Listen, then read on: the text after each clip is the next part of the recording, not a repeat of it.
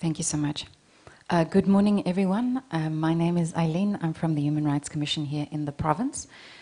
We are live streaming the process from here on, and we welcome you to the final day of the roads inquiry.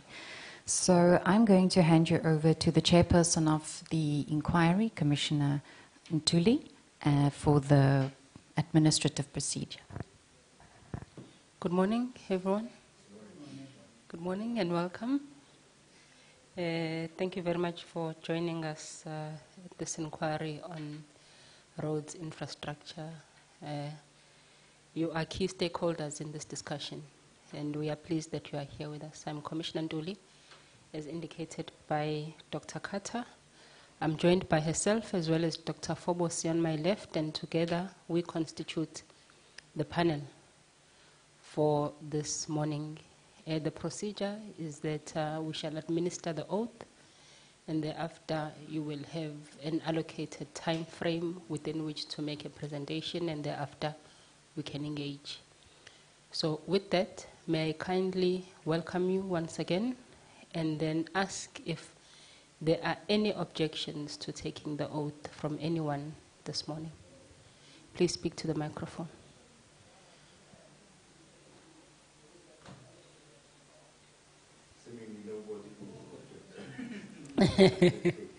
No, it's fine. Then in that case, MEC and your delegation, please do rise. And I will ask that you individually state your full name, surname, the institution that you represent, as well as the position that you occupy for the record, please. To the microphone.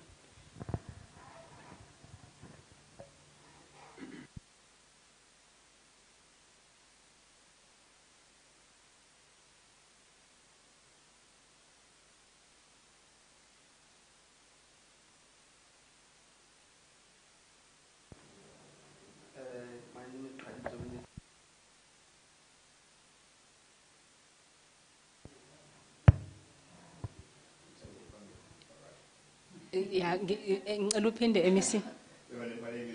I think mine is the one that was doing this. Yours is yet to.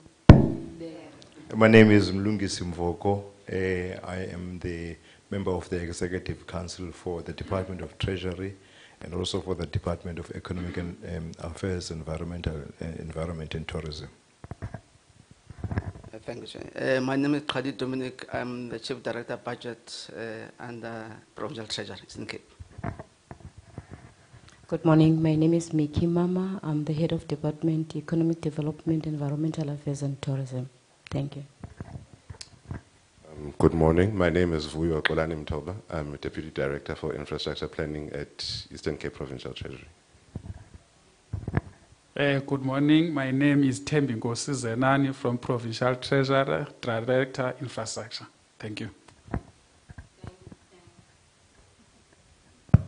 Thank you very much to everyone. Having indicated no objections to taking the oath this morning, may I then kindly confirm that the evidence you shall give this morning will be the truth, the whole truth, and nothing but the truth. If so, kindly individually raise your right hand and to the record state, "So help me God."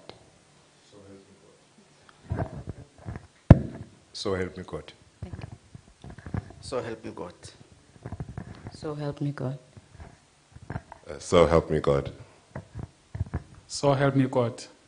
Thank you very much. You may be seated. You are duly sworn in. MEC and your delegation, once again, welcome. We are then in your hands.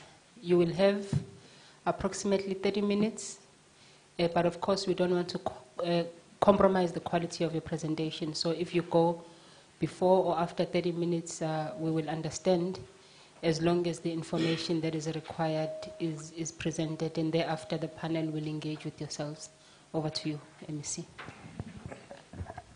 Thank you very much, Commissioner, and once again, good morning.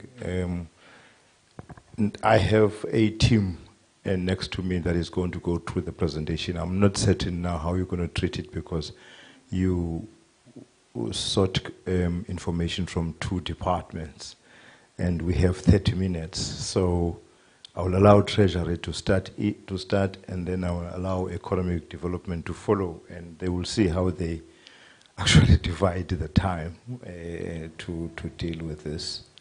And hopefully there will be time for direct questions. But I would really request to be excused at some point, because I'm with National Treasury at 9 o'clock at the Buffalo City Municipality. So I'll depend on you. So you will allocate time, see how you manage the 2 departments in the third time. Given the amount of information that was sought, I think the 30 minutes might be very, very, very little, but I'm in your hands, Commissioner. MEC, I have been informed that you will request to be excused, and we appreciate that you have arrived in person, and we also appreciate that the HOD is here. Seeing that we are about 20 minutes to 9 o'clock, and if they begin now, you may want to pause their presentation to leave. So maybe what we can do is take the approach that we allow you to perhaps make any remarks that you wish to make. Thereafter, before they start with their presentations, you may be excused, and then the HOD will lead the delegation, and the presentations of the 2 departments, being Treasury and Economic Development, will then be submitted. MEC? Thank you very much, Commissioner. The Treasury Department has the task of ensuring that they fund the departments across in the province in accordance with the availability of the funds that we have. And so therefore, we engage with the departments and look at the priorities, especially to look at what is core in the department. And in this instance, it would refer to the Department of Transport. And the Department of Transport then, after presentation, would look at what we can afford and decide on the areas that within what we can afford cannot be funded. We also seek partnerships, Commissioner. You would have noted that the Eastern Cape this year sought partnership with the National Department as well as the agency to deal with the issue of roads. And that has actually assisted us as a province to cover a greater portion of the roads within the province when we gave over to the agency and the department to assist. The department will then go through all the nitty-gritty, especially when it comes to funding the percentages and how far we have gone as Treasury. I'm not certain on the economic development, but the point I would raise on economic development is that the situation when it comes to the roads does affect economic activity. And also the department does, together with the agencies that it has, does enter into partnerships and also work with the Department of Transport to target those areas that we think should be prioritized, because when you look at that situation, you can't just say you want to do this road and not look at what's the economic activity or the economic spin-off that will come out of that. So the department does work with the Department of Transport, even though they will not be in the construct of the road. Once they acquire the funding, they would then refer it back to the Department of Transport. But the impact in the economic activity or in the economic development will also be indicated by the head of department. Thank you very much, Commissioner. No, thank you, MEC. So maybe before they begin the presentations, I think it will be fair to consider excusing you so that you also have time to go to your meeting. But before you do, because we have had a series of submissions this whole week, my fellow panelists might have prepared questions directly for you. So I will check with the 2 of them if they may have questions that before I excuse you, they may want to pose directly to you. Dr. Carter? Thank you, Commissioner. I think I'd rather first want to see what the presentations are, and then perhaps the HOD will be able to assist. So nothing from my side. Thank you so much. Dr. Fobosi? Right, thank you, Commissioner.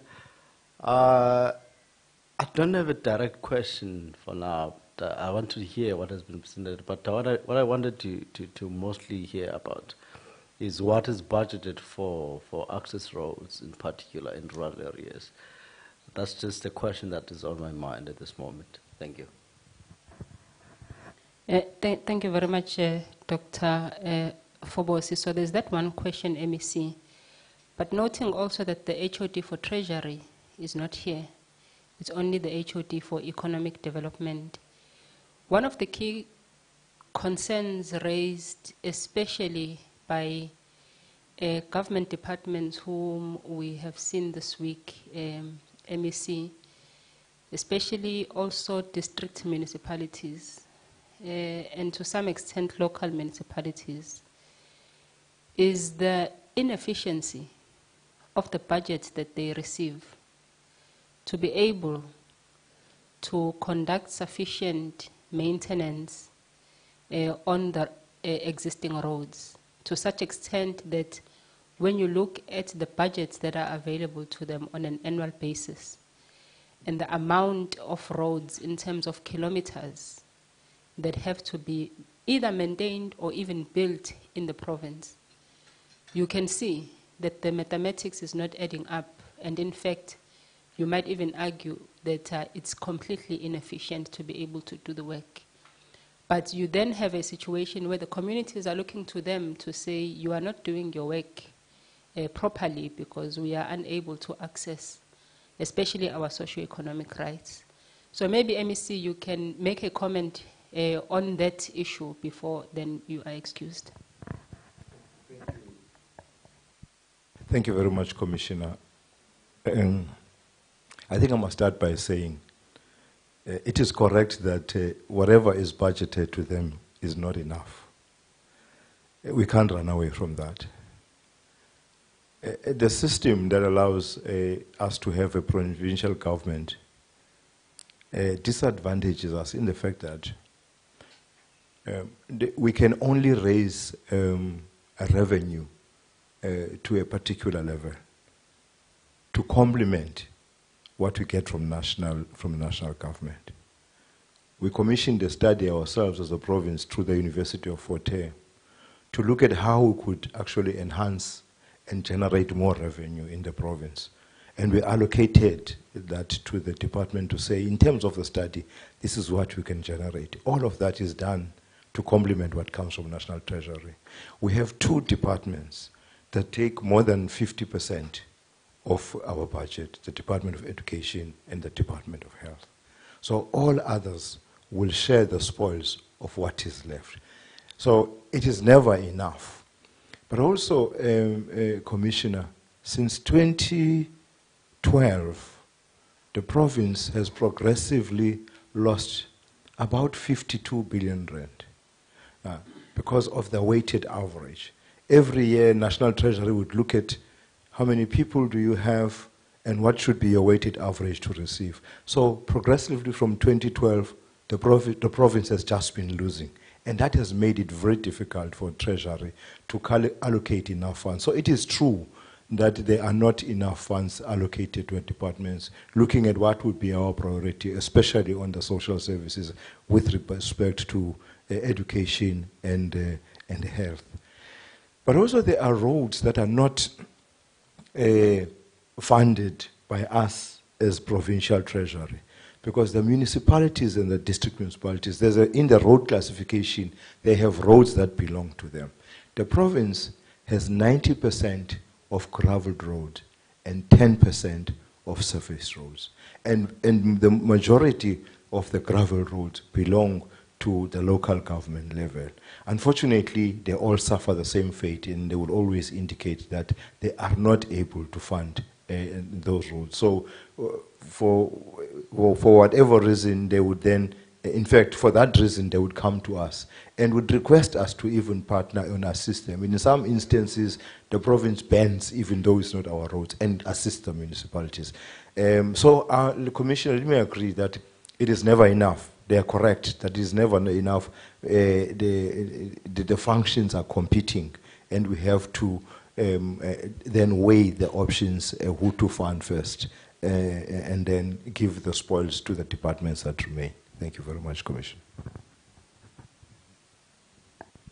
Thank you. There was the question of Dr. Fobosi. I'm not sure if you captured it. On the access roads. Thank you, Missy.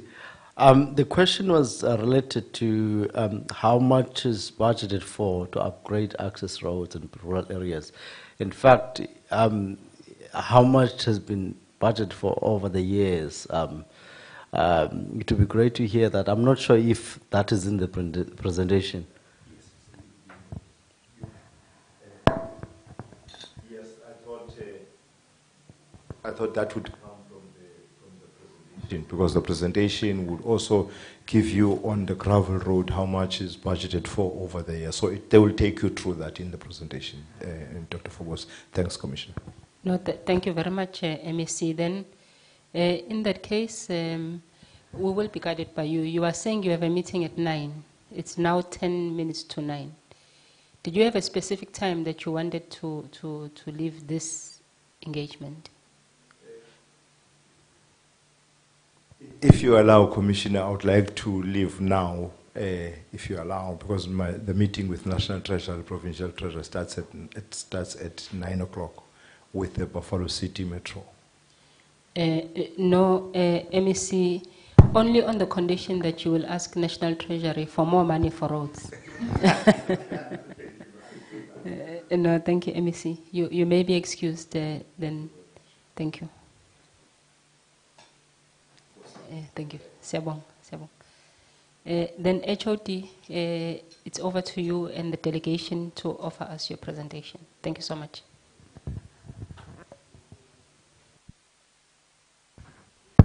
Thank you, Commissioner.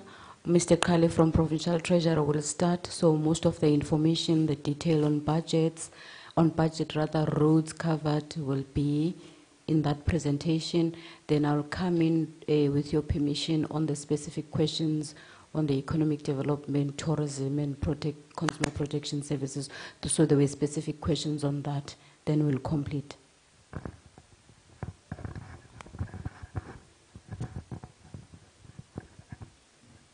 Thank you, Chair.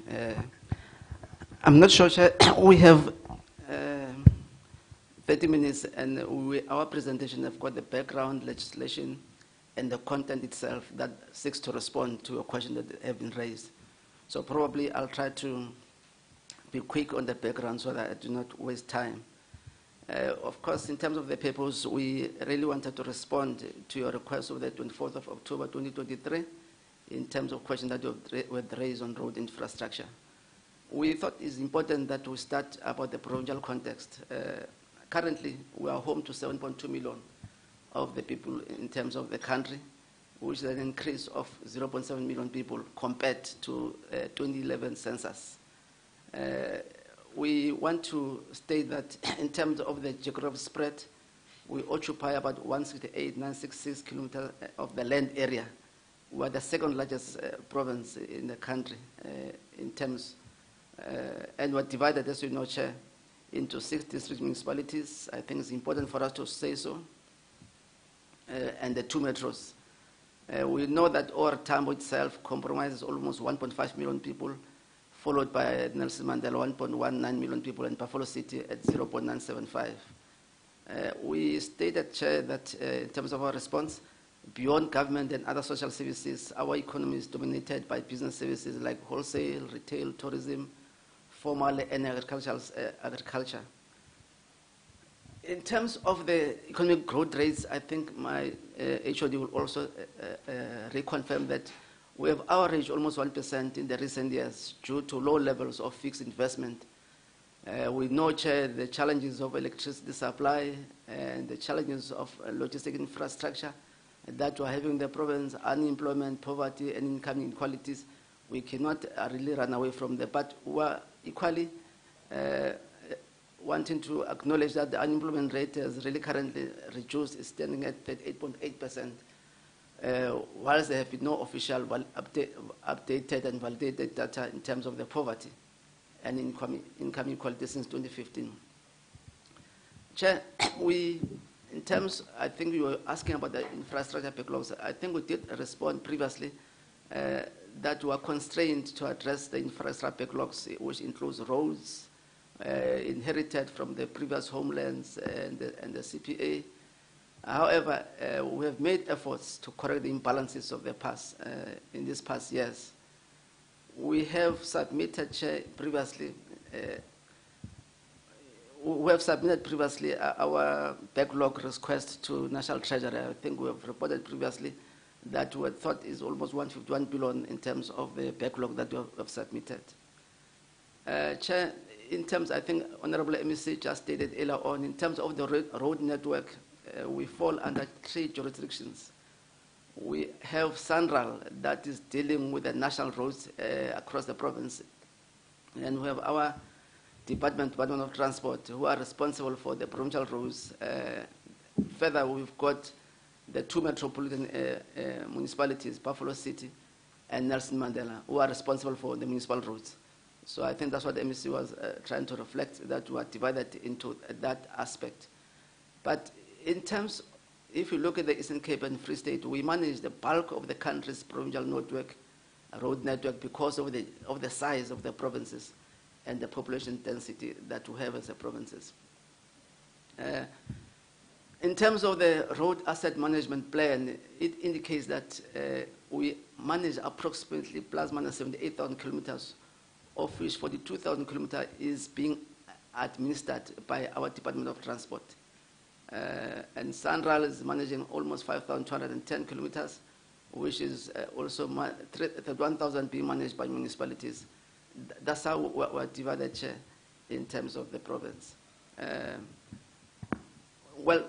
Then I just want to quickly go to the legislation, Chair, that is governing us. I don't think I need to reiterate that. You know that we've got the Eastern Cape Road Acts, Environmental Act, the Giyama Act of 2007, the National Development Plan and the National Transport Plan. Most important, we've got our PFMA that is also governing us. These are key legislation which really have policies also related to them. If you go to the municipality, you've got what you call the municipal infrastructure grant that is being targeted towards the municipal area, which seeks to eradicate basic municipal infrastructure backlogs. Then, of course, we've got local municipalities which also invest in road infrastructure, which utilizes what you call RAMS, which is Rural Road Asset Management System, which seeks to, where available, they identify and prioritize their investment on specific roads. Chair, in terms of a discussion, I had mentioned earlier on that we did approach National Treasury because with the backlog of 151 billion, we wrote in September 2015. Currently, we are still managing the process with them. FFC, as you know, Chair, is required to make recommendation on the equitable division of revenue for infrastructure backlogs in the Eastern Cape in accordance with the Constitution. However, it's crucial to know that the Eastern Cape province, to date, we have not yet received a response from the FFC, no National Treasury, for the funding of the costed backlogs. So, Chair, we reiterate that we still have that backlog, which we are still trying to manage, albeit with the limited resources. I just want to go to, Chair, if we come to the year in question, in 2023-24, in respect of the infrastructure allocations, if you go to the Department of Transport, they've been allocated 2.5 billion, of which 83% of it is really is coming from the grant. Is for the infrastructure allocations. Only 15% of that is really dealing with the expanded public works program. So in that 100%, 2.5, 83% is for the infrastructure allocations, and 15% of that, almost 15%, is for the expanded public works program. Chair, we mentioned that. I just want to go to the question, Chair. I'm now coming to the question themselves. You had, in terms of there was a question number 9.1, road infrastructure question. Chair, in terms of that, we are saying the key challenges as outlined in the provincial context above indicated the enormous backlog that we are faced with as a province, which currently only 10% of the Eastern Cape roads are surfaced. You can therefore see that we've got 90% that's not surfaced. We reiterate that this cannot be funded by the provincial fiscus alone. Currently, the backlog is as follows. We've got 310 kilometers of gravel road, which should be immediately upgraded. That alone seeks 5.7 billion, the current value. We've got 1.301 kilometers of gravel road, which carrying medium traffic. Also, Chair, that 6.3.4 billion, these are part of the backlog that we are saying, Chair, we are acknowledging that we have a challenge there. We also have approximately 9,000 kilometers of gravel road with poor drainage, often as a result of road having been worn down to below natural ground level. There, Chair, we are looking at almost 5 billion challenge. Therefore, we have reported previously, other than the 151, that here, Chair, we see that we've got 35.5 billion capital backlog, which currently requires systematic prioritization of upgrading the projects in order to address the backlog, especially in the road and transport backlog.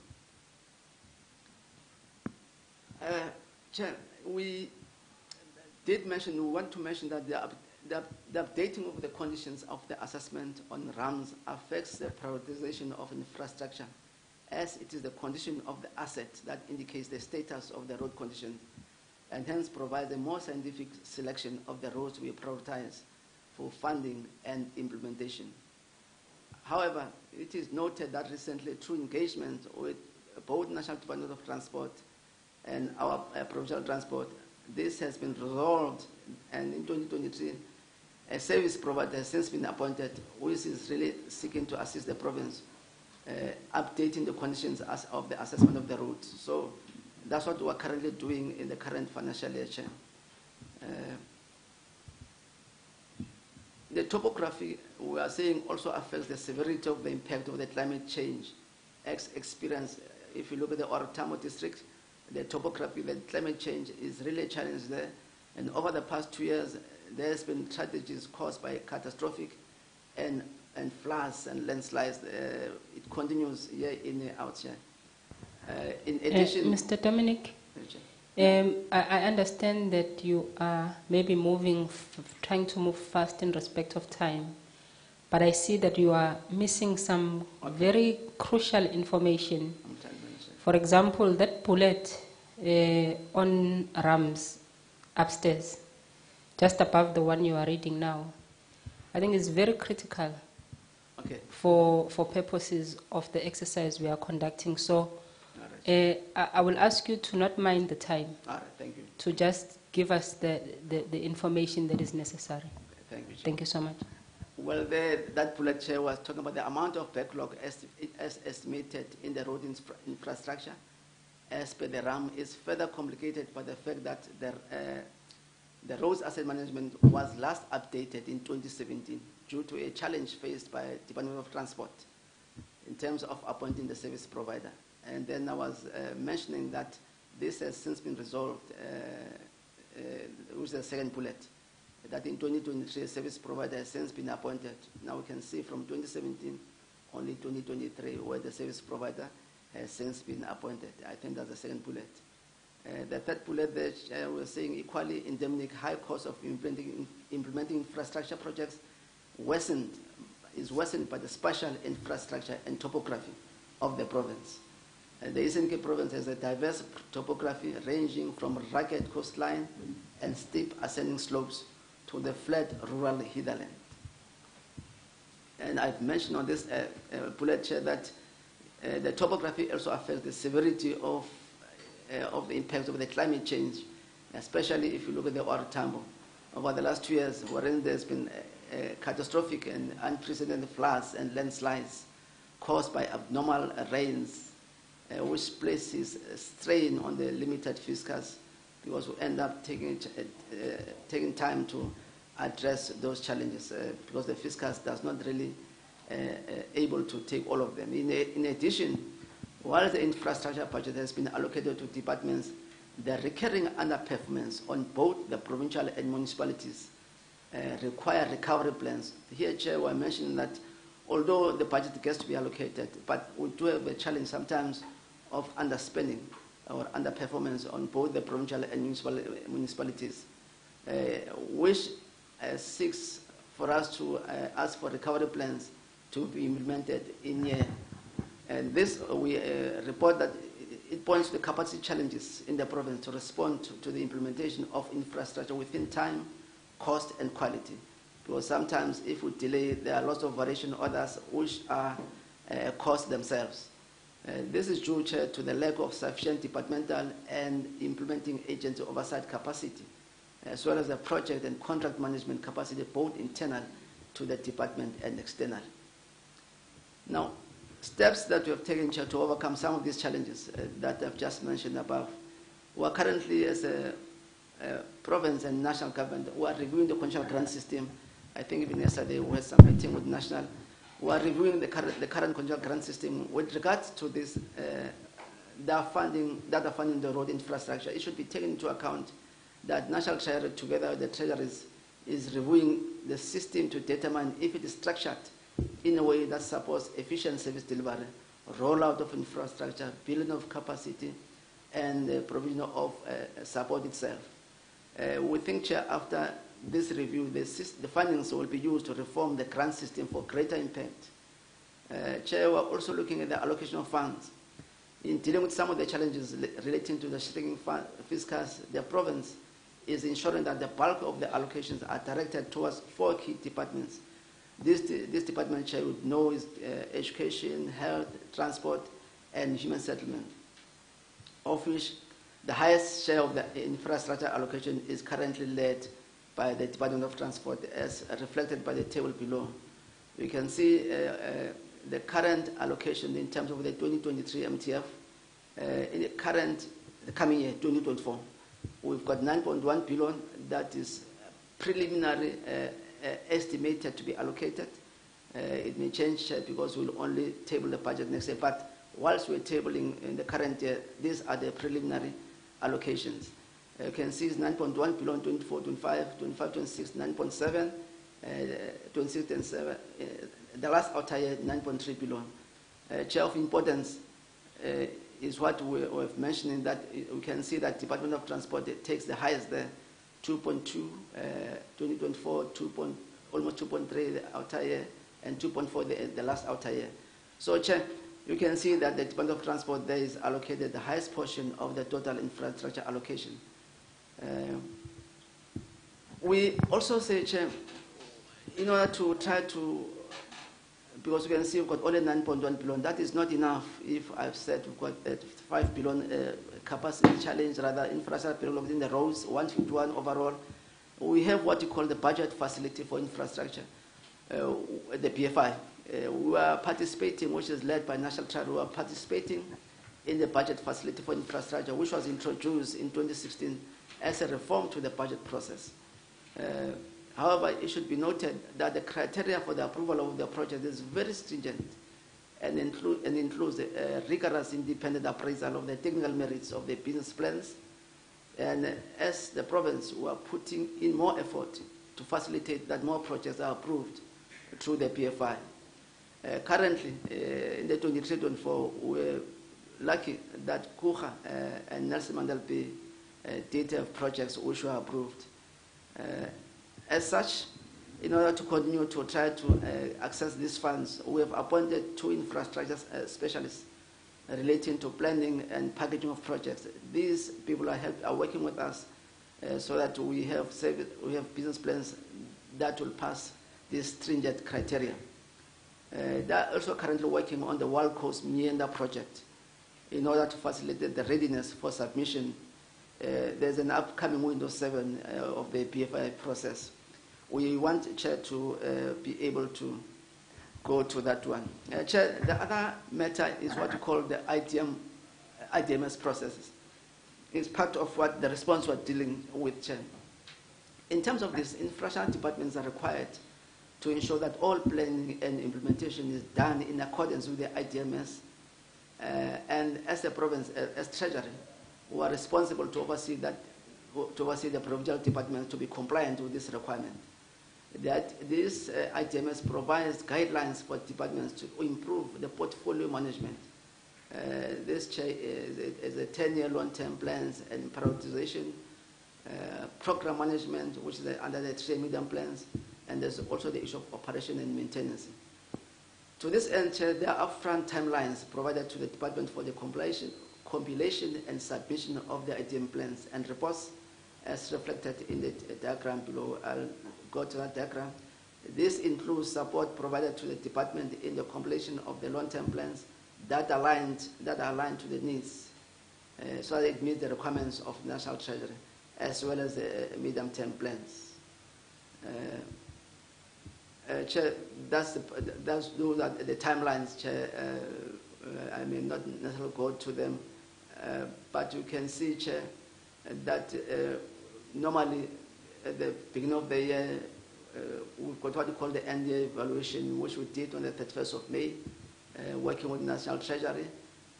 Then there's now, just last month, we're dealing with the HR quarter, which we on the 20th of October. These are just the IDM processes that we engage with. We have what you call the asset management plans, which was on the 30th of June, the IPMS on the 31st of August 2023. These are the IDM processes that year in and year out we engage with departments in order for us to ensure that we are compliant to submit at National Treasury. Chair, eventually we've got the stage 4 there, which leads to us trying to get funding from National Treasury. And then, of course, it leads to the TCF discussions. This is just the ITM process, Chair, that takes place. It's an internal process between us, the Treasury, and the departments at National Treasury. I mentioned that, Chair, it has been incorporated to the requirements of the district of the DDM, which is the District Development Plan, this ITM process.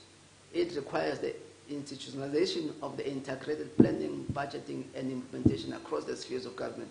So you see that we are trying to work between the province and municipalities in terms of the ITMS. It requires departments to make allocation towards disasters. I've mentioned the challenge of the disasters, especially I talked about the Ortamo earlier on. We are currently saying departments in their annual budgets, a minimum of 2% must be allocated at least to disasters so that we can respond immediately. We do not sit here, Chair, wanting disasters to happen, but when they do happen, at least we must immediately respond to them. As such, SPTU have incorporated the climate change issues into the infrastructure planning checklist so that when planning for projects, departments can ensure that the projects are more resilient and disasters can be mitigated.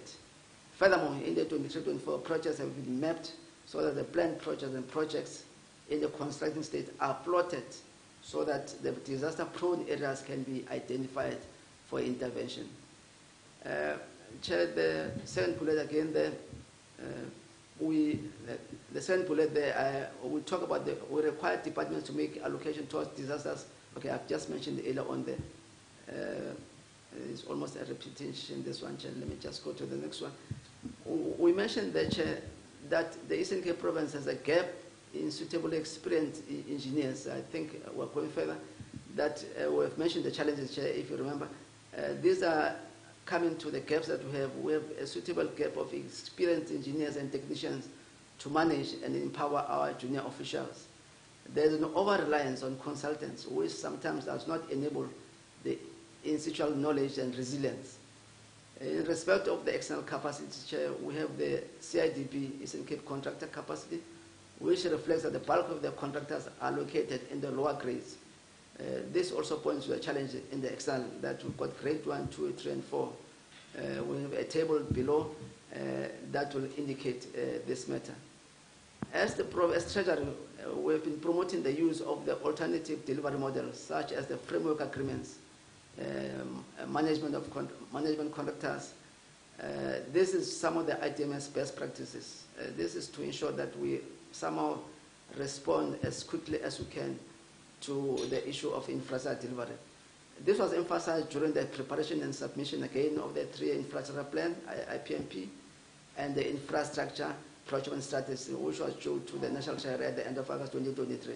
This is what we have already done in the 3 months ago. As such, PT initiated online training sessions and will provide support together with the Department of Public Works and Infrastructure to various sector departments to promote the use of the various models of implementation. Chair, we mentioned the issue that we are responding the road infrastructure strategic framework and the Department of Transport transfer of roads to Sahrc. The long-term plan for road infrastructure is aligned to the road infrastructure strategic framework for South Africa, which envisions that all Class 1 and strategic Class 2 roads be under the custodianship of the national sphere of government. And this has led to more roads being transferred to Sahrc, as such as the bulk of the R61 in the province, which has already benefited from the major investment by Sahrc.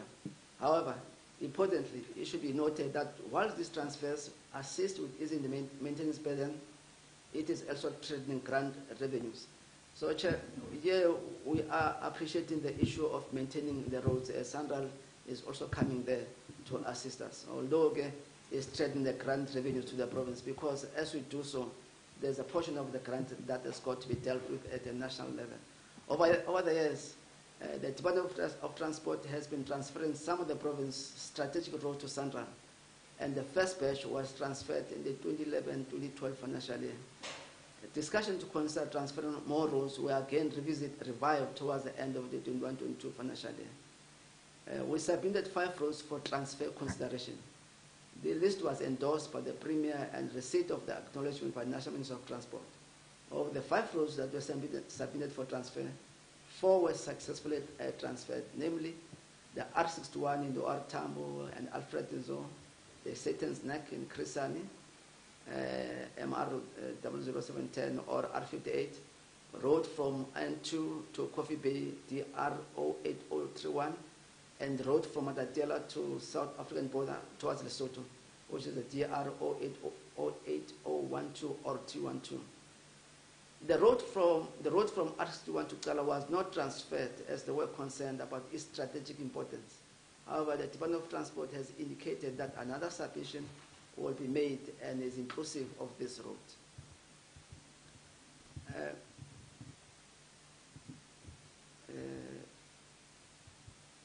Now, Chair, there's another question that talks about the overview of the budget allocation and financial strategies implemented to address poor roads over the past 3 to 5 years.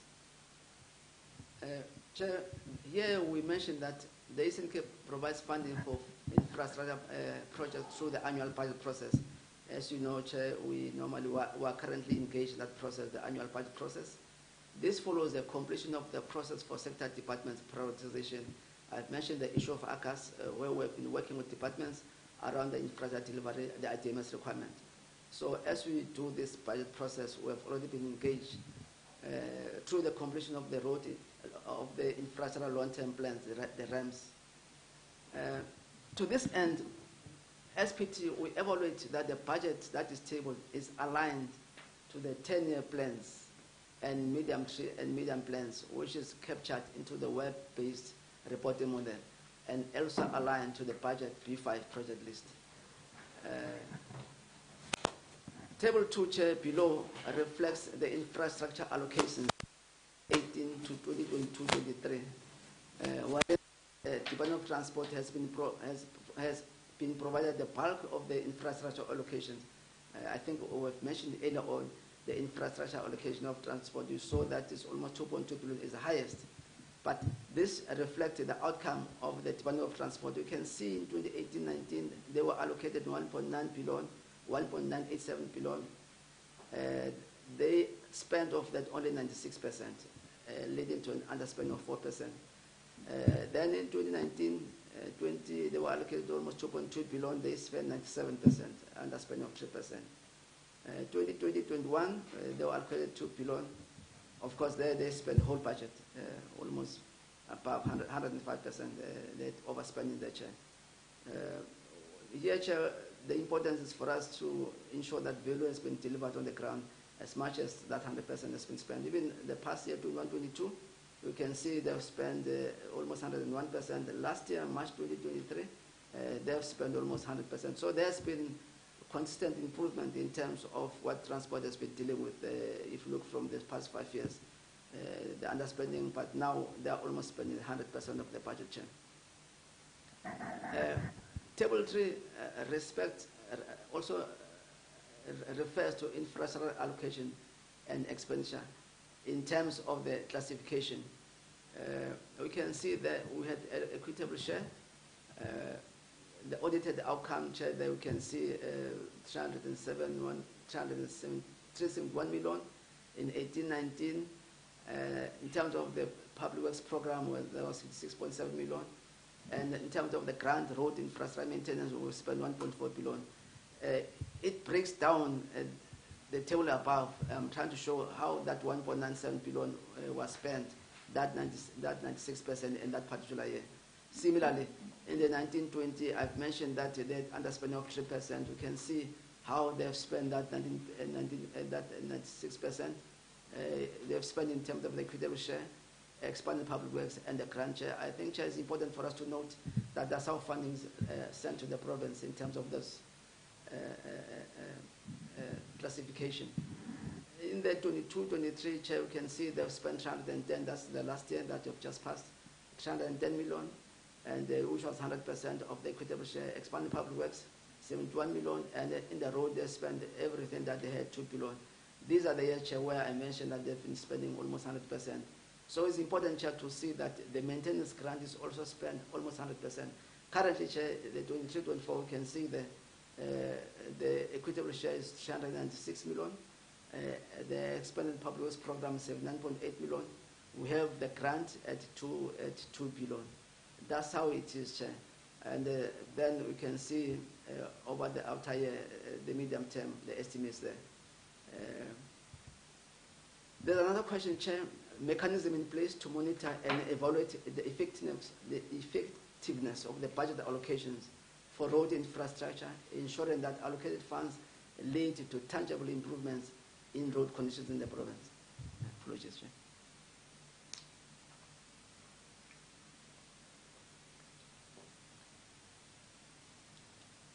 Thanks, Chair. Chair, after the tabling of the 3-year MTF budget allocation, the unit undertakes the detailed analysis, that's Treasury. We undertake the detailed analysis of the departmental IRMs on a monthly basis. There we want to highlight any area of concerns on project in terms of the planning stage, and any project that are moving slow, or project with no expenditure since the beginning of the financial year, or any underperforming projects, so that anomalies are identified for intervention. This is what we do almost on a monthly basis.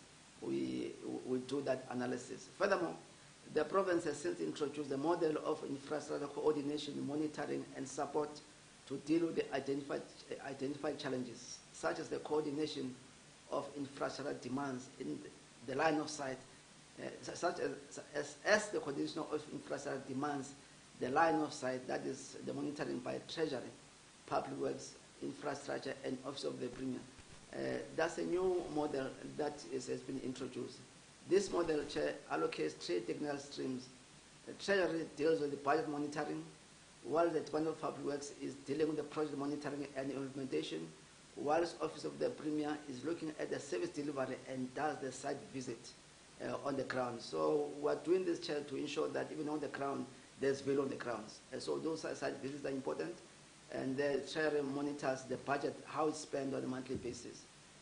And then the Department of Public Works, we are saying, is dealing with the project monitoring. We escalate any anomalies with the departments through the recently established PICS, which is a Provincial Steering Committee, technical Provincial Steering Committees, and the Technical Provincial Infrastructure Coordinating Council, as well as the PICC. These structures seek to unblock the infrastructure performance and challenges that are impacting on the infrastructure delivery. Over and above this, as Treasurer, we conduct physical and desktop verification of projects. The physical verification is conducted through site visit to projects. Of course, I've mentioned also the Office of the Premier that does the site visit. These projects, which are identified, are based on the sampling of projects to identify whether the funds are being utilized, are creating value on the ground. Any challenges that we find there, Chair, is really escalated to the accounting officer for correction and implementation.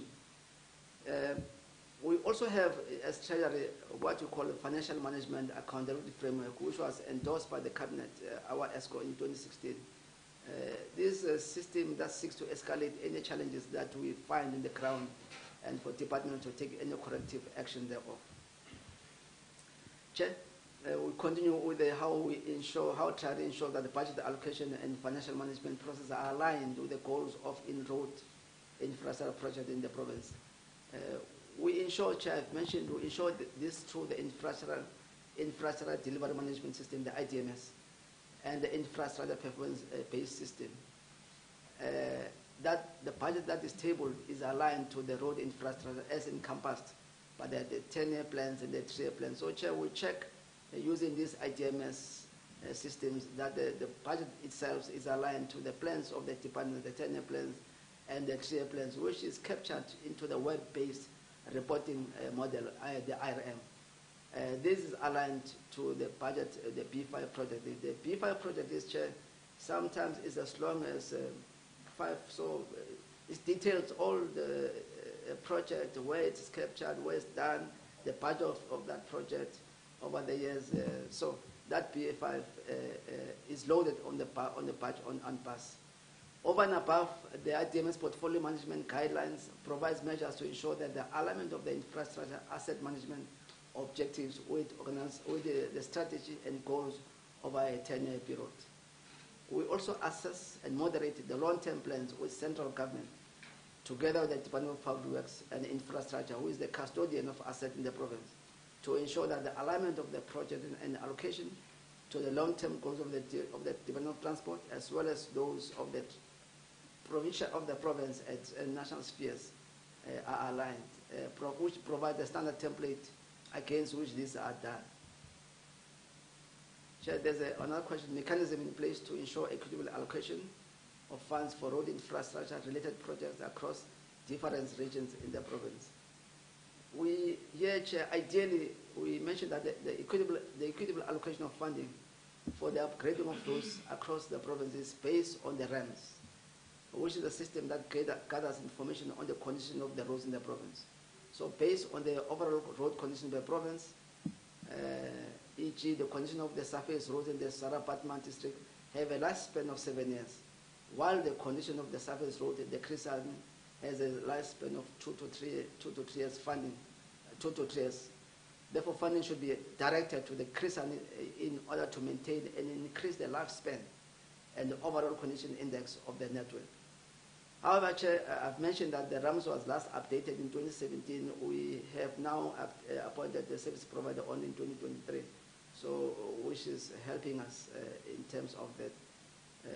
The Department of Transport has indicated that the current basis of allocation is on a needs basis. I think the Honorable Premier did mention that we work with the Department of Transport. So in our interaction with them, the allocation is on a needs basis. Furthermore, in districts where the road network is deteriorating rapidly, and in order to prevent the complete collapse of the road infrastructure, more funding is prioritized by the department to that district.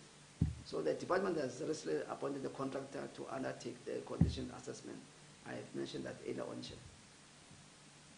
Now, Chair, addressing the emergency road repairs, especially in areas prone to disasters like floods and landslides, the addressing of emergency road repairs needs to be undertaken in line with the requirements of the PFMA in the case of the use of funds, especially in an emergency situation. In the case of serious disasters which are declared, these are covered by the National Disaster Fund, to which the department must apply. But you remember that I did mention that we also have a 2% that we have said department must set aside in their budget, so that at least they immediately respond to any disasters that have been experienced. We have also working with the Department of COGTA. There's a disaster forum which within the department to unlock any bottlenecks in the utilization of the disaster funds and to ensure that value is created on the ground. We have also since mapped all existing and planned infrastructure projects against the areas which are prone to the disasters and climate. That's what we have done, Chair. I've mentioned earlier on the issue of our OR Tambo, which is one of the areas that are prone to disaster. There's another question, Chair, which is almost toward the end. How does the Treasury resource management align with the province's long-term infrastructure development plans and strategies? Chair, I did talk about the ITM process. We are saying on an annual basis, by the 30th of June, all departments are required to submit the immovable asset management plan to Treasury, as well as to the Department of Public Works. This sets out the 10-year plans of any infrastructure plans of any department on a 10-year plan, 10-year project list. We oversee this through the ITM processes, which is the first year financial plan. Remember, as we table a budget, we are tabling it having a start of a 3-year. So that 10-year list, we then monitor it through the ITM process, looking at the first 3 years, how the budget is allocated, as reflected in the medium term, which is the infrastructure project management plan. We also assess both the long-term plans and the medium-term plans to determine if these plans are aligned to the national and provincial priorities and key policy documents. We also assess the alignment of the IPMP with budget submission, i.e. the database, the 3-year and the B5 project list, which I've mentioned earlier on. We also assess and moderate the long-term plans and medium-term plans with central government, working with Office of the Premier and COPTA. Thereafter, Chair, through the provincial budget process, the 3-year MTF project list, which is aligned to the long-term infrastructure plans and medium-term, is tabled by the Eastern Cape Provincial Treasury through our MEC to the provincial legislature. So after it has been tabled, then we monitor the spending. How do we collaborate? How does Treasury collaborate with other departments and stakeholders to optimize financial resources for road infrastructure improvements and align these efforts to broader provincial goals? That's the question, Chair. We Treasury collaborates with the departments and stakeholders through the ITM process. I've mentioned that we collaborate with departments through the ITM processes, wherein these infrastructure departments are required to ensure that their planning and implementation is done in accordance with the best practices of the ITMS. Over and above the principles of the DDM, which promotes integration, which is encapsulated in encapsulated within the ITMS. Using the DDM regionalized approach, projects are thus promoted to be packaged per region with all associated supporting projects and sectors which are involved, so that the projects are able to deliver as optimal as possible. We collaborate. Collaboration and integration is also done through our budget and infrastructure MTEC hearings. We normally have what we call the medium-term expenditure MTECs in August, September, and October, working with departments. This is aligned to broader provincial goals and promote the principles of integration. In addition to collaboration is done through the recently, I've mentioned, the structures I've mentioned. We are doing the collaboration through those structures, as well as a model of infrastructure coordination, monitoring, and support to deal with these infrastructure challenges. I've mentioned the issue of Public Works, Office of the Premier. I've mentioned that the Treasury leads the budget monitoring, Public Works lead the project monitoring, and then Office of the Premier's service delivery aspect. The Department of Transport project list for the current financial year also indicates the service level agreements and the MOA with various districts and local municipalities in the province, as well as Sahrc. I've mentioned the issue of Sahrc, where the Department of Transport leverages the capacity and activities of those organs of state to accelerate the delivery of road in the province. In conclusion, Chair, the addressing of the challenges pertaining to road infrastructure is a mammoth task that the province is confronted with, but the Eastern Cape reality is to be supported in addressing the inequalities of the past in the distribution of resources, taking into consideration the backlogs discussed in this report, whilst moving simultaneously towards addressing the requirements of the National and Provincial Economic Recovery Plan, as well as the customization of the provincial response to the National Infrastructure Plan 2015, as roads and infrastructure sparks economic development by reducing road and transport costs, which leads to upgraded access to markets and social services. We recommend the strengthening of the institutionalization of the single point of entry approach, where projects will not pass the planning stage unless the requirement of the integrated planning and issues of climate change have been factored, including ecological consideration in the conception of regional development. This is aligned to the requirement of the DDM and the National Development Plan of 2050, and is key, taking into account that there are many role players involved in the route. Based on the updated condition assessment, Department of Transport is to develop a prioritized road implementation plan that guides investment and resource allocation. Taking into account the current capacity challenges and the magnitude of the portfolio indicates that the province needs to be supported by the National Treasury and the National Department of Transport in terms of skills assessment and installing mechanism to beef up the capacity, including providing technical support in the implementation of alternative delivery models, as well as the capacity to develop sound business case for shovel that is a ready project, that project that are in the pipeline. Developing a funding strategy to supplement the grant of the road maintenance grant for road infrastructure in the province. This will explore options to increase our own revenue sources, which is currently a success factor if you see from KZN and Gauteng and province. Those provinces have got capacity from their own revenue, and they also help towards the infrastructure road maintenance. We are also looking at the alternative sources, the PFI that I've mentioned earlier on. To address the pillars of value for money, we are initiating engagement within the provincial, municipal, and national spheres to promote the investment also in ICT infrastructure, such that infrastructure reporting model is able to provide map projects utilizing the GIS that resides with the province, taking into account the large volumes of projects, so that the project can be assessed visually in terms of the compliance. We do not need sometimes to do a site visit all the time, but the GIS could assist us towards that, looking at the project visually. The ramp is not to be confined to road infrastructure, but to include freight infrastructure, that is the road, sea, and air, so that the freight transport is not dominated by road use, but to intermodal solutions which support the requirements of the NDP Economic Recovery Plan and the National Development Plan of 2050. Taking into account the diverse topography of the Eastern Cape region, from the rugged coastline with steep ascending slopes, the province needs to be open to the consideration of other models of transport, such as cable cars, albeit in a smaller scale and explosivity, to allow for access to settlement and social services, as currently being implemented by developed countries with similar terrains. Chair, thank you. Thank you, Chair. Thank you very much, Mr. Dominic.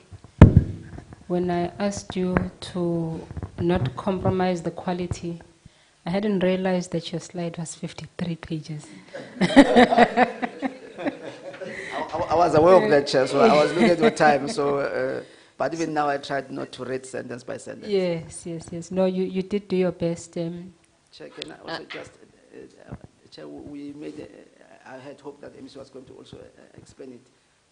Our acting HOD has arrived, Mr. Mhlomi, on behalf of Mr. Macheke. So we have the acting HOD that has arrived. Okay, no, thank you very much. Welcome, acting HOD. Perhaps we will swear you in during the question and answer time. But for purposes of time management, HOD Economic Development also has a presentation. But we also, I understand, already have the next institution, which is Sanral, that is already with us. The Auditor General has arrived, and they are due at 10 to 10. So I'm going to ask our technical team to just apologize to them and inform them that we will be running about 10 to 15 minutes late. Then I will offer you, HOD, 15 minutes for your presentation, which will allow the panel another 15 minutes for engagements. I think that will be a better management of our time. So if the technical team can just inform the Auditor General that we are 10 minutes, 15 minutes late, and then HOD, you have 15 minutes, and the panel will have an equal 15 or 20 minutes with you. Over to you.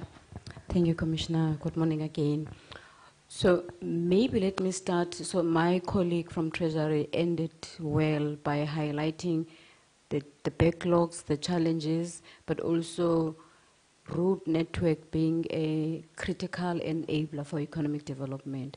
So we are sitting with a huge challenge and hindrance as the Department of Economic Development, Environmental Affairs and Tourism in pursuing and delivering on our mandate. And the numbers are showing that fiscus is shrinking. Even the grant funding in the outer years is also further shrinking.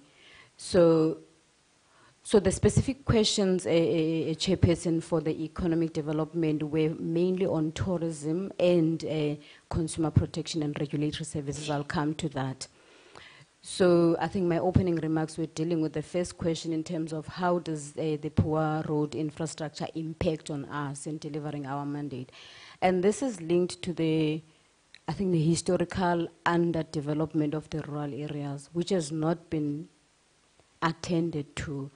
Because if you look at about 9,000, I think Dominic was saying, of the rural roads, which are unfunded, and those are the roads that are connecting our communities or should connect our communities in the rural areas and business enterprises to the core, to the markets, to the ports, etc. So that's the challenge we are facing at the moment. And maybe I should add, it's not in the response that in the economic development cluster where Department of Transport, Economic Development, Treasury and local government and public works and infrastructure meet. One thing we haven't mastered is an overlay of when transport prioritizes roads, as MEC was saying earlier on, how should this align a network to economic activities, to social activities, schools, hospitals and all that? Because that will then, with a limited budget, ensure that socio-economic activities and mandate is covered with a little budget. So we have, as the department and the province, nature reserves. So the specific challenges, obstacles that it faces in promoting the tourism, provincial tourism. So we have a mandate of tourism. We've got Eastern Cape Parks and Tourism Agents, which is our tourism marketing agency, and for biodiversity management. So we've got nature reserves that are managed by tourism, Parks and Tourism Agency. So all of them, access remains a challenge. So we've got this marketing campaign positioning Eastern Cape as a tourism destination. We have challenge of accessing those. And this is also, so besides the road, the limited funding for road maintenance, and the point I was raising in terms of integrating socio-economic mandate as against the budget, also the municipalities, as Dominic was presenting, are facing challenges of not having this, just a second, not having this budget or not prioritizing road infrastructure. Please allow me 1 minute.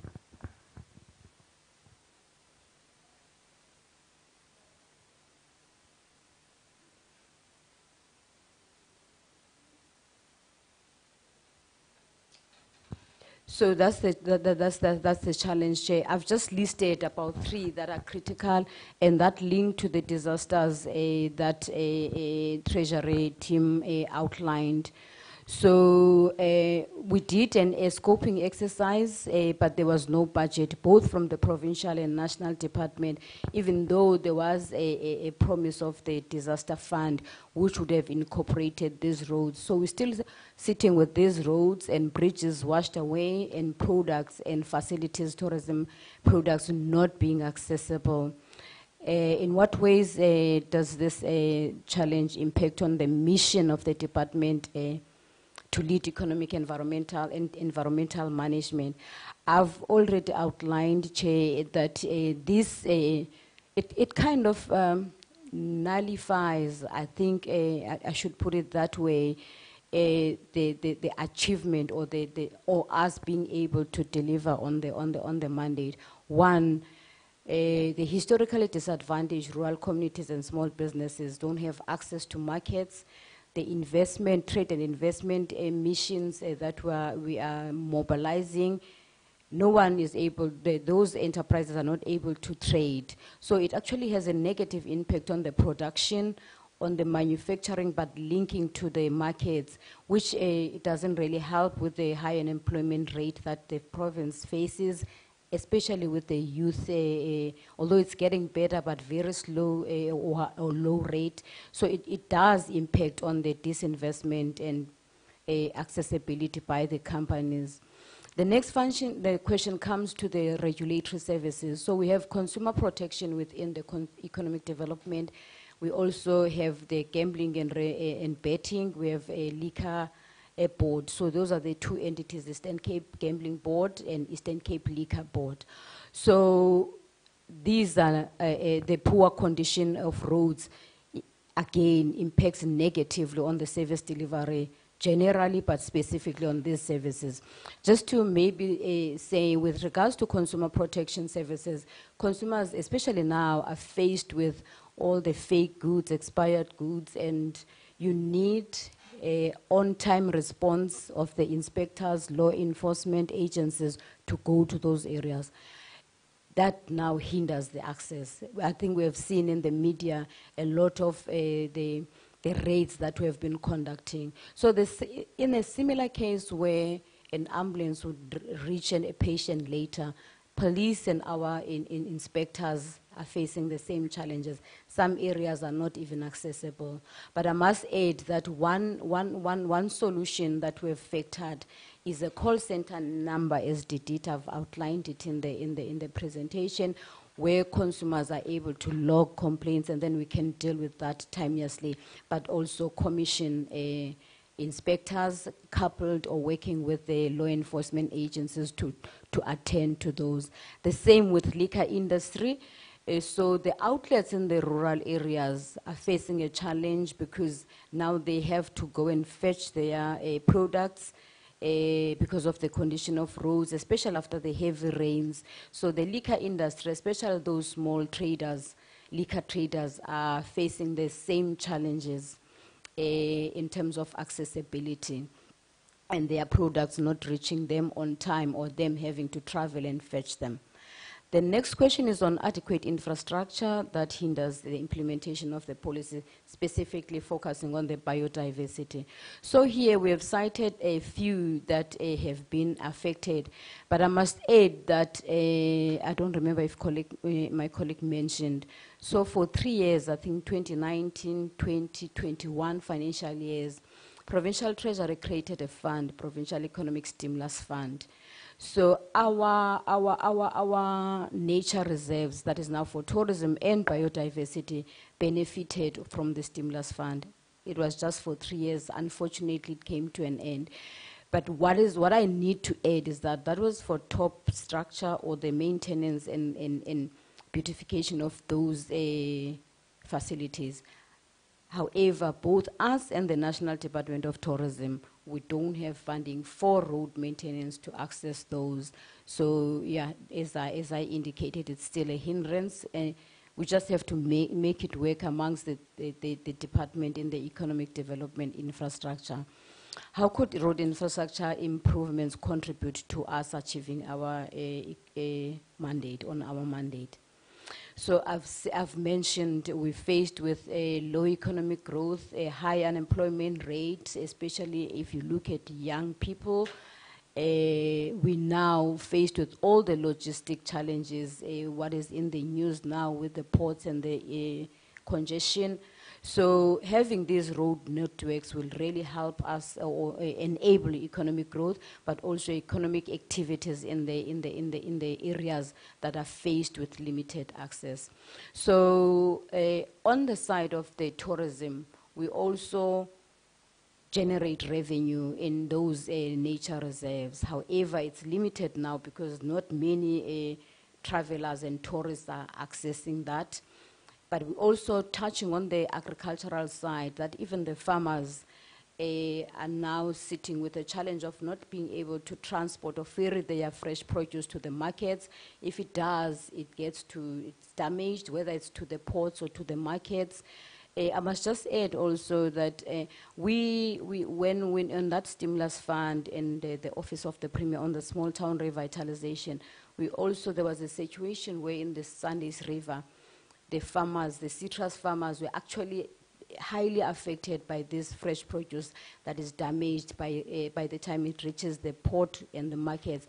We helped with the roads there, but that was just a once-off. So these are the models that could also assist for all these productive sectors in the rural areas.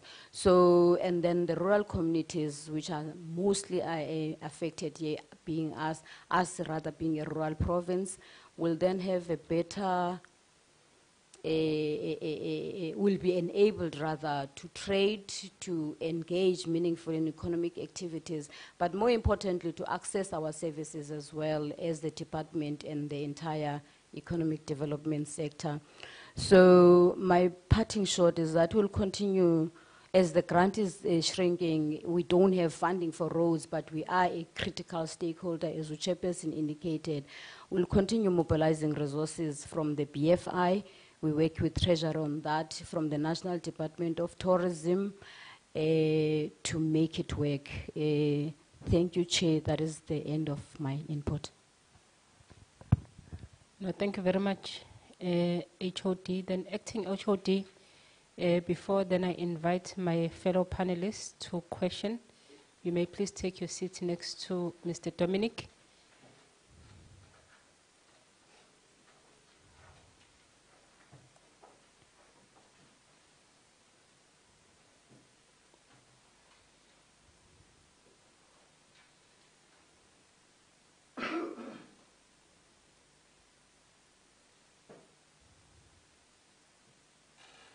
Thank you, Acting HOD. Acting HOD, do you have any objections to taking the oath this morning? No, Commissioner.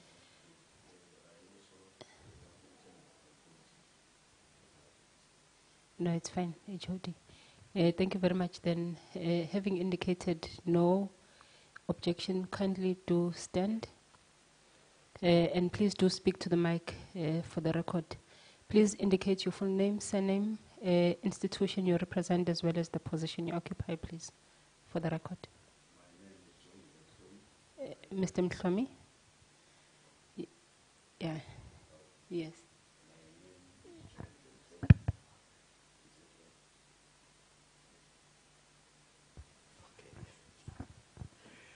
My name is Jongile Mhlomi. I work in the Department of Provincial Treasure. Thank you. Thank you very much. Having indicated no objections to taking the oath, do you swear that the evidence you shall give this morning will be the truth, the whole truth, and nothing but the truth? If so, kindly raise your right hand and state, "So help me God." The evidence that I'll be presenting to the Commission is only the truth, nothing else. So help you God. So help me God. Thank you so much. You may be seated, Acting HOD. I will then hand over to Dr. Fobosi on my left to begin us with the round of questions. Thereafter, Dr. Carter. Dr. Fobosi. Right, thank you, Commissioner. And thank you to the Provincial Treasury and the Economic Development for their presentations. very much appreciated. It confirms some of the issues or concerns that were raised previously by different departments. But when the MEC was here, I asked a question specifically about the budget to upgrade access roads, in particular in rural areas. So I wonder if you can, speak on that, just to explain further. Secondly, you admitted that the recurring underperformance on both the provincial and municipalities, which projects having to be extended, with the time to complete. And you also admitted that this speaks to the capacity challenges, right? And please share with the Commission your plan, to address this problem, because it's a problem that has been going on for a long time, and it's also a problem that is, characterizing most departments, right? How does Treasury plan to, deal with that problem and also to support the departments? And also, how does Treasury plan to ensure that the departments spend the required money that has been allocated as per the targets that have been set? You also admitted that the province has a gap, in suitable experienced engineers and technicians to manage and empower junior officials. And you said there's an over-reliance on consultants. So it means that we pay a lot of money towards consultants, right? So, and that's what we've been doing, over the years. So how does then government plan to, recruit especially qualified people to fill the roles? How do we stop this over-reliance on consultants, right? And also, lastly, the MEC for Education yesterday admitted that the crisis we have starts with planning perspective. I wonder if you agree with that. What is your take? Do you think the problem is planning? How do we address the current problems that we have? What's your recommendation? I'll stop the Commission. Thank you. Thank you very much. Perhaps let me take some questions from Dr. Kata. I hope you are noting the questions, colleagues. And thereafter, I'll give over to you. Thank you, Commissioner. Also, just to echo what Dr. Fobosi has said, your presentations, HOD, especially from your side, confirms what we've heard from business people, communities, tourism sector, that they are unable to provide or develop their businesses and then feed back into the economic development of the province, because they're simply not able to get their products to customers or attract new people visiting their facilities. The roads simply don't allow for that. So that has confirmed our suspicion on that as well. Now, my two questions are as follows. In your slides, you mentioned, or I think it was, let me just check, is it slide 15? There was mention made that the backlog, infrastructure backlog, was provided to National Treasury as well as the FFC in 2016. And then it was mentioned that there was no response received on that. I would like a little bit more clarity, Acting HOD, on that as well, and what has since happened. Surely we don't receive no response in 2016 and don't follow up and don't engage further on that.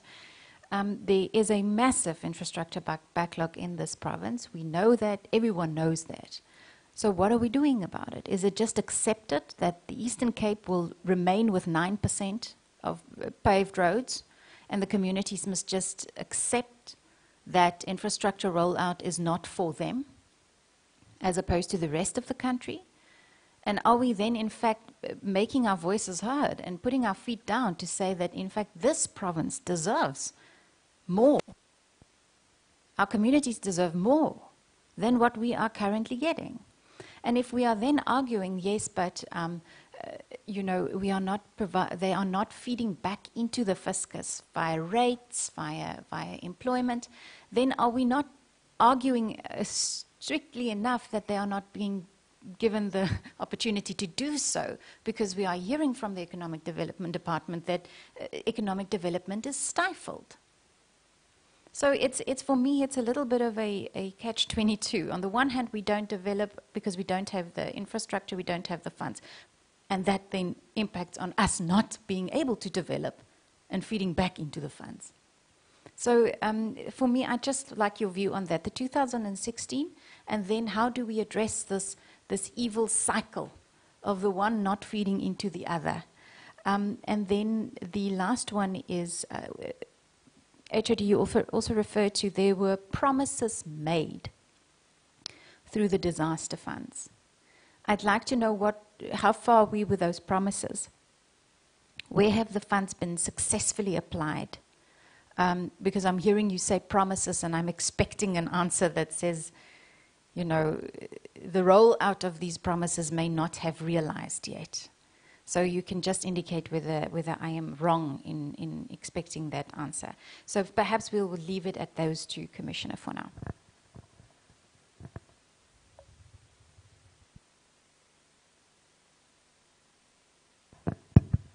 I hope you have noted those. I'm going to also just ask my questions in the interest of time, so that you answer all of our questions at once.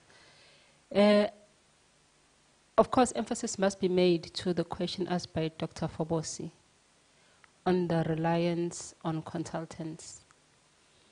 This is not a problem that is unique or isolated to the Eastern Cape province.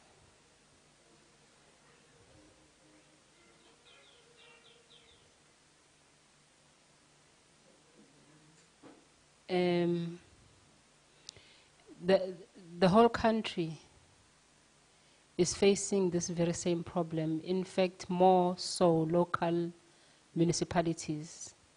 The State of Local Government report repeatedly shows us that one of the biggest challenges of local municipalities is a reliance on consultants, to the point where even IDP's annual reports and annual plans are crafted by consultants.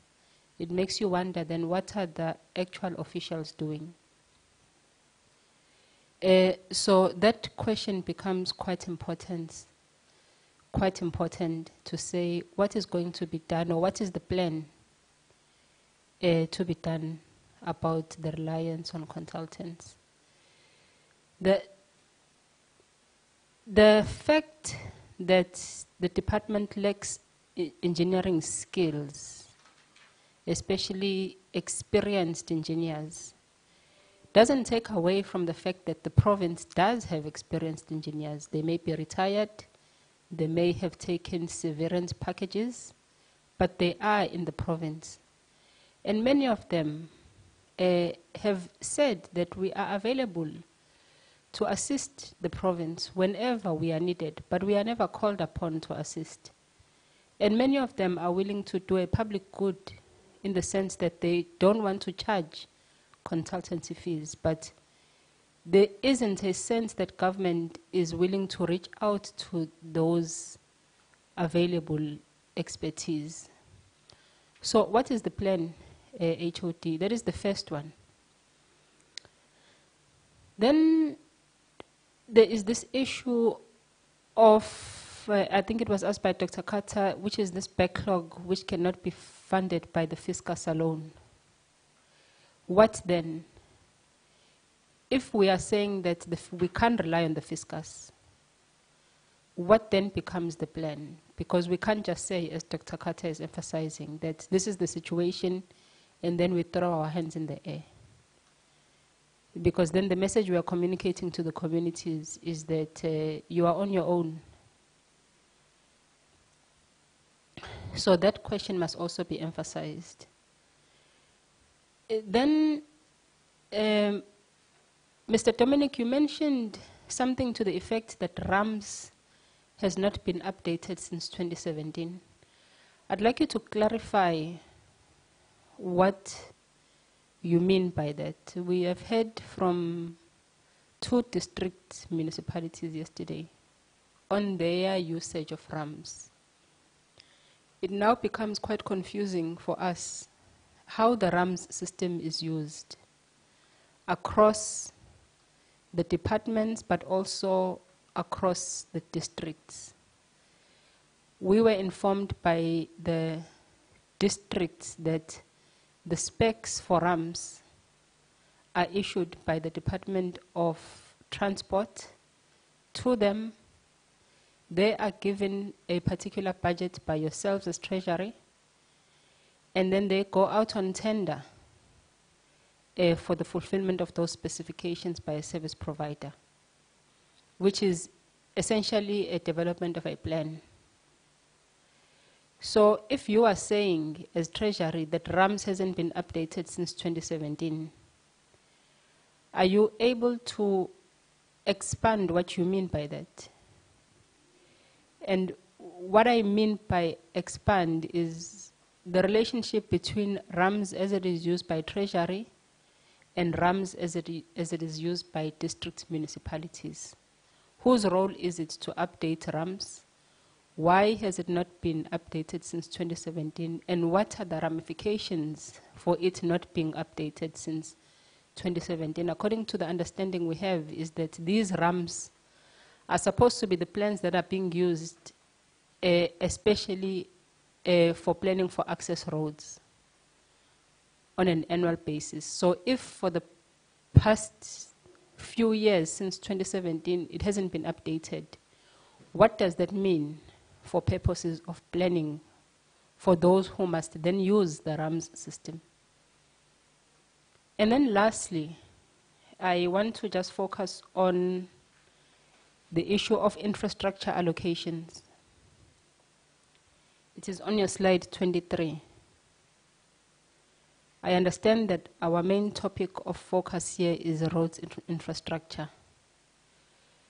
You will agree with me, and the provincial manager will agree, that water is one of the main afflictions in this province.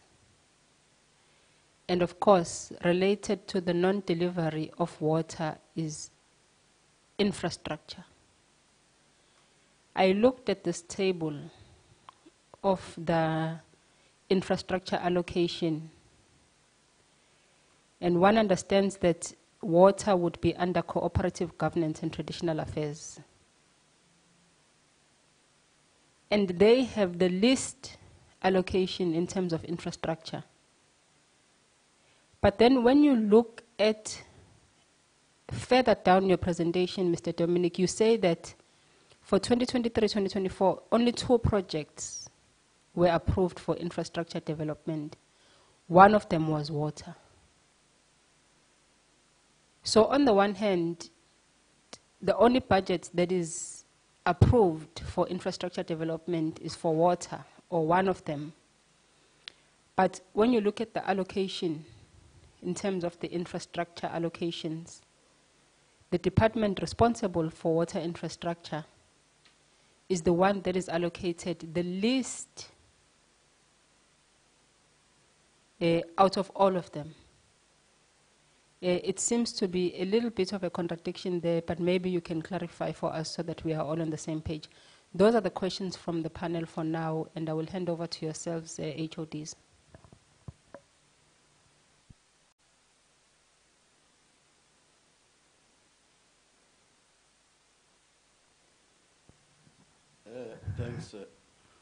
Thanks for the opportunity and for the questions. Yeah, indeed. Feel free, HOD, to use the mic. Oh, Yes. Okay. Okay. No, indeed, Commissioner Forbis, Dr. Forbis, the whole issue of access roads, as we explained that there are delegations in terms of roles and responsibility. We are a unitary state that is divided into three spheres of government. As we have tabulated in the presentation, that the national roads are in the competence of the national sphere. We are responsible as the province. Our lead department is transport, the whole 42,000 kilometers is what we are responsible for. Then the 31 kilometers is with the local sphere that are also having their own jurisdiction and protocols. But through the DDM, the District Development Model that the President has been anchoring, we are able to plan together in trying to have these synergies in the planning of the infrastructure, including roads. Then on the access roads, part those that are for the provincial roads, they are catered for under the Department of Transport. As I'm saying, it's our department that is responsible for roads. But Public Works was also appointed as a nerve center for infrastructure implementation in the province. Therefore, they are working with that in terms of the capacity. But we realize that some of the access roads were also challenged as the province at a local sphere. I think in 2014-13, even us as provincial treasurer, we needed to add value in that process of access roads. If you recall, if you travel, let's say to Durban, you via Umtata as the country. There's always a congestion there when you go straight. That by road, where you don't want to get into Umtata, was actually done by provincial treasurer as just as to assist. And there are other by roads when you go to Kumbu that we also constructed. Therefore, part of those access roads, we intervene, knowing well that this is the function mostly that also municipalities should actually ensure that they correct that. Then the project, commissioners, there is a project under the Office of the Premier, because it was taken over by Office of the Premier, which is called the Small Town Revitalization. There is a budget, I think about 118 million, is also strengthening the capacity in the public works. They are offering bursaries to address the issues of skills level in the sector, as they are the lead department in terms of understanding the skills that are required. But we have also provided, through our insistence with the two social sector departments, your education and health, where we requested money for infrastructure capacity that will reside in those departments. Therefore, if you go to health, as we presented here, that when we talk about capacity, we are also encouraging those two departments actually to appoint in-house the right skills in terms of that those monies that have been given. It is there, it's part of their allocation. Over and above, we have engaged two consultants because, as we explained here, part of the resource envelope that will assist the allocation directly from government is this thing of a budget facility infrastructure. That is more using a model that talks more on the economic growth, so that we define the value. If we were to put the road, it must connect, it must derive economic value, it must be sustainable.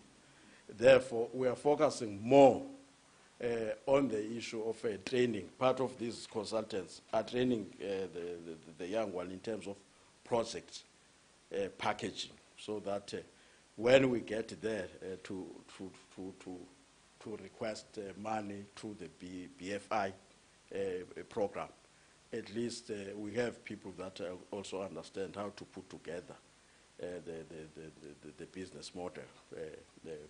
Therefore, it's another area that we are doing. I agree with the issue of planning. As you are saying, it was raised by the Minister of Education.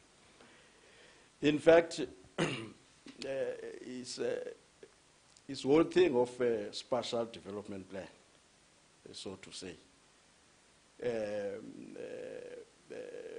Beyond the issue of just planning in terms of your 10-year plan. But if you look on the movement, outward migration from one district to another, if I make an example, even electricity, when people from OR Tam come and flock here in Buffalo City, you'll find that we invested a lot of electricity station there because we counted those people so that the reticulation of those people. But if they move to here, that means you'll find problem now in the Buffalo City. Therefore, the issue of human settlement in line with the spatial development plan becomes critical, and where we put our industries. Those are the issues that we have, the National Development Spatial Plan framework, also in the province, but it's not perfect. Therefore, from a planning point of view, we need to anchor that. If you go to Sweden, you'll have the old Stockholm and the new Stockholm, because they plan in advance where they place industrialization, where they place people. But there is a problem, a disjuncture between the town planning and overall spatial planning also in the province. Therefore, it does really affect synergies in terms of to sustain what we have put there, so that is based on a research when you put that, so that it will sustain the state for a number of years. You keep on maintaining. But if there's a movement that has not been well researched and also well placed in terms of our map, human settlement aspect, therefore we still have that. That's why we are in agreement and we are working jointly. That's why we introduced the issue of a DTM. Is also to address those things so that there is a synergy between a town planning, provincial planning, and the national planning, so that there is synergy to that. Indeed, in terms of the 2016 Sahrc, where we requested assistance from FFC and from National Treasury. Really, the problem started when the equitable share formula that provides funding for the provinces will remove the backlog component. Because initially, there was a recognition that we are not moving from the same level with other provinces. It was provided, but in 2015, 16, it's 2005, 2006. That was done away with. Instead of a backlog component, they introduced poverty. but the poverty is affecting all the provinces. Even when we engaged, we were clear that the backlog in our narrow definition, if it says that at least by 2020, we should be at 80% paved roads, anything that is lesser than that is a backlog. That means you need to standardize. We went to FFC with all the departments, the HOTs, led by Treasury. We engage the commissioners there. It's unfortunately they come and go like you have this commissioner that is there and they appoint the others. They tried to attempt this, but their approach, they were to make a more thorough research. Well, how have we utilized the money at the time when there was a backlog? Also to augment that, I think the beneficiary is only education, where you find that we have an infrastructure budget for the province, and there are also indirect grant that they are implementing to deal with the mud structure. They were trying to address that. We have escalated the matter actually to the legislature and to the NCOP that we have not been really answered. In the last engagement, in the DORA visit by NCOP, they were to sanction request the Minister of Finance to come and just to present some of those issues so that we are dealing with that. But on top of that, from the Technical Committee on Finances, that all 9 provinces, treasury departments, we have raised an issue that we need really to revisit the equitable share formula. Part of that was actually to consider the cost of service delivery based on the rural provinces, because it was clear that it's easy to deliver services in Gauteng, but when it comes to the province, like ourselves, we are the second largest after Northern Cape. Really, before even you deliver, you already wasted a lot of money, unlike the other provinces. Therefore, that was discussed in the Budget Council, where the MECs of Finance and Minister. There are some reforms, but they are slow because, remember, you are competing with a well-developed province. For instance, Gauteng, Western Cape, would also want to maintain. Therefore, it's a vexing issue because even themselves, whilst you are dealing with the underdeveloped, but you mustn't compromise those that are developed so that they maintain, so that they set the pace. I'm sure we hope that out of that process, as we are reviewing even the conditional grants, out of that process, eventually there will be light at the end of the tunnel, because it's something that is discussed now at a political level, because we might as well as actually discuss some of the things at an operational level. Coming to the Commission, to the Chairperson,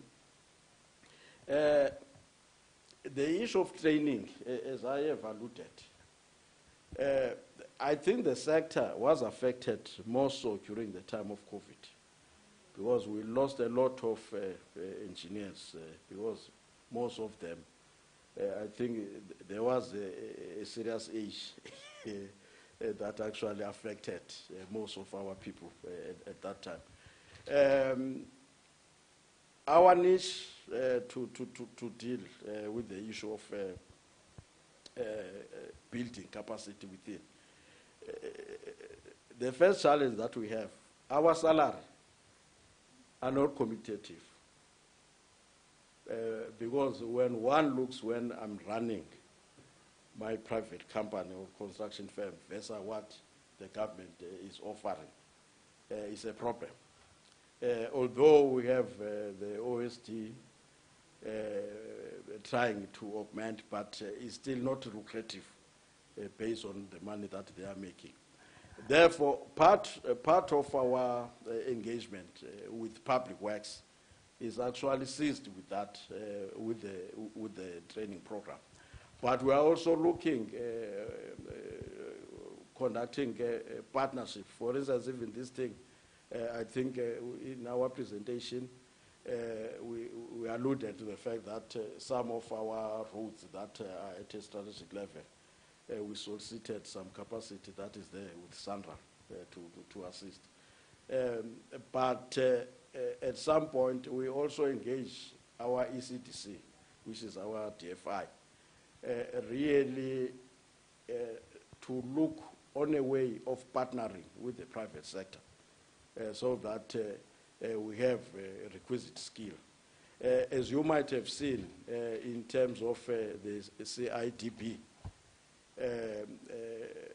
most of these roads, you find that they are done by level 1, 2, 3, 4 companies, which is not at that level. Therefore, you are running a risk of equality. You are running a risk of delaying in terms of the completion of the program. It's still a vexing issue, but Public Works is actually trying to deal with some of those things in terms of the bursaries. We have also augmented that, as I indicated, by offering this training for the immediate needs in terms of soliciting funding. In terms of the ramp, as I'm saying, the one that is delayed is for the province, is for transport. Because in terms of the delegation, it's transport that manage our provincial ramp, so to say. Therefore, it's critical to assess these roads because at some point, because of a disaster, you need to replan where the route would go. Therefore, there was a problem within the sector, even within transport, that the data and capacity to do that were challenged. But now, this one focuses on the provincial space. Therefore, the municipalities, in terms of the delegation, when they have a budget, because they also have their specific road network, therefore they can, at any time, it's worse with them, they are in Kuala County, at any time themselves, I think they are more perfect than the province in terms of evaluating, even if you go to their asset register, because they need to know which roads are there. Therefore, they are of better space. They have the right because of the setup in the municipal space as it is dedicated to them. Yeah, part of the water issue. As I'm saying that the real delegation on the delivery of water is with the Department of Water Affairs. It's a national department. For instance, even the Honorable Premier was making this joke that he was called Mzimvubu. That Mzimvubu, we depended on the National Department of Water Affairs to actually. We are not really, in better commas, we influence. It's not a direct mandate in terms of the budget process. But also at the level of the municipal space, district municipalities are also given those issues more on the water reticulation to ensure that it goes to local municipalities and to the household. That's why you don't see a very strong allocation on the water affairs. We leverage more on that national function. Thank you, Chair. Thank you very much, Acting HOD. I don't know if your colleagues have Acting HOD. Yes. Thanks, Commissioner. So I think maybe specifically on the water crisis, so the mandate is for water and sanitation, but bringing it closer, Chairperson, to the point we raised on the two projects. So the Guga SEZ for the province and the Nelson Mandela Bay municipality crisis, which impacted on the zone and the economy, made a submission to the National Treasury. So that's how we got to get that funding, which falls under DDIT in the table that the doctor was asking. So that is a mobilization of funding from National Treasury for the water crisis, which went through Guga. Otherwise, the National Department allocates funding directly to municipalities for water under the Municipal Infrastructure Grant. So you might have heard from the districts, others are water services authorities. That function in some cases has been further decentralized to local municipalities. But I think we take your point because water crisis impacts on the economy and the functionality of government. That's why we continue lobbying for additional funding for water.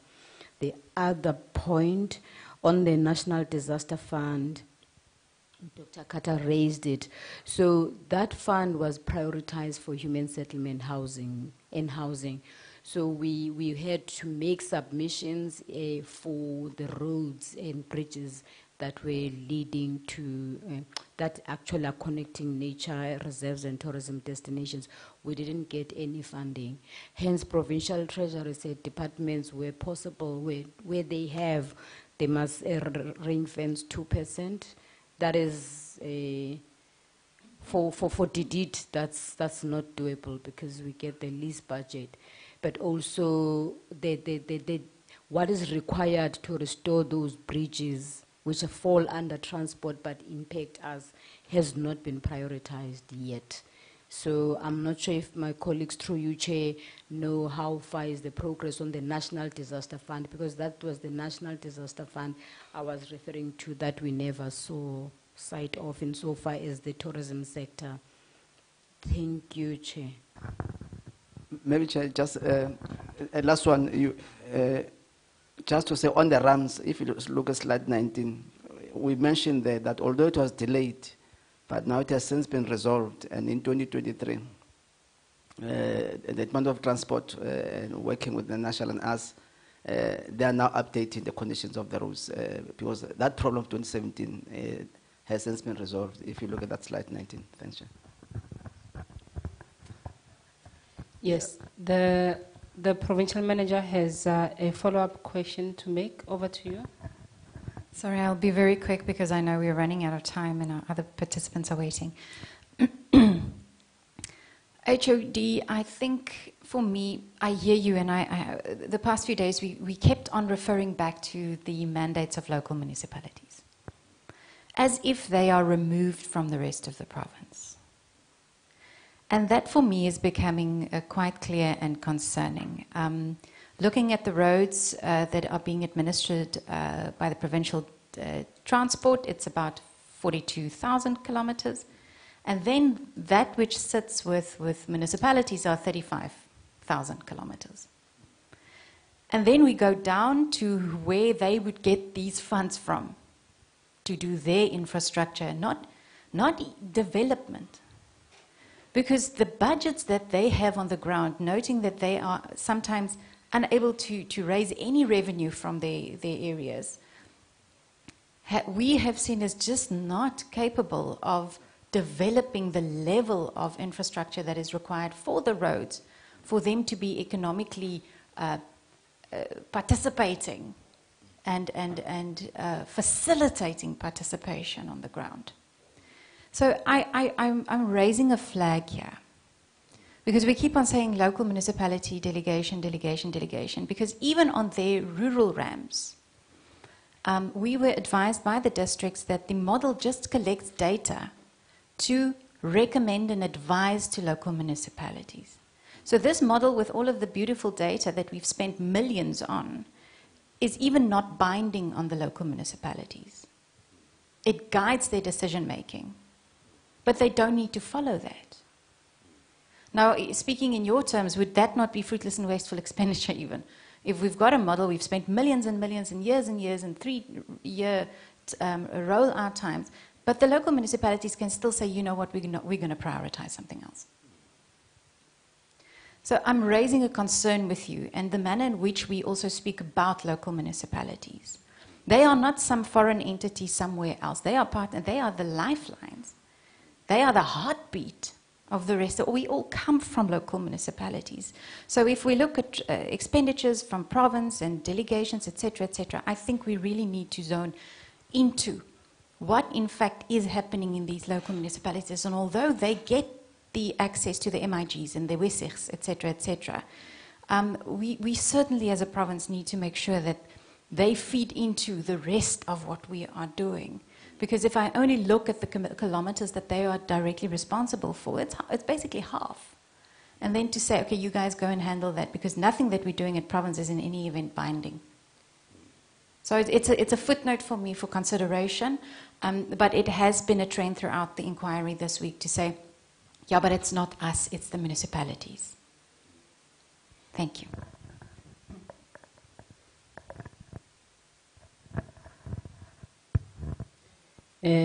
That wasn't a question, Acting HOD. I see you want to respond.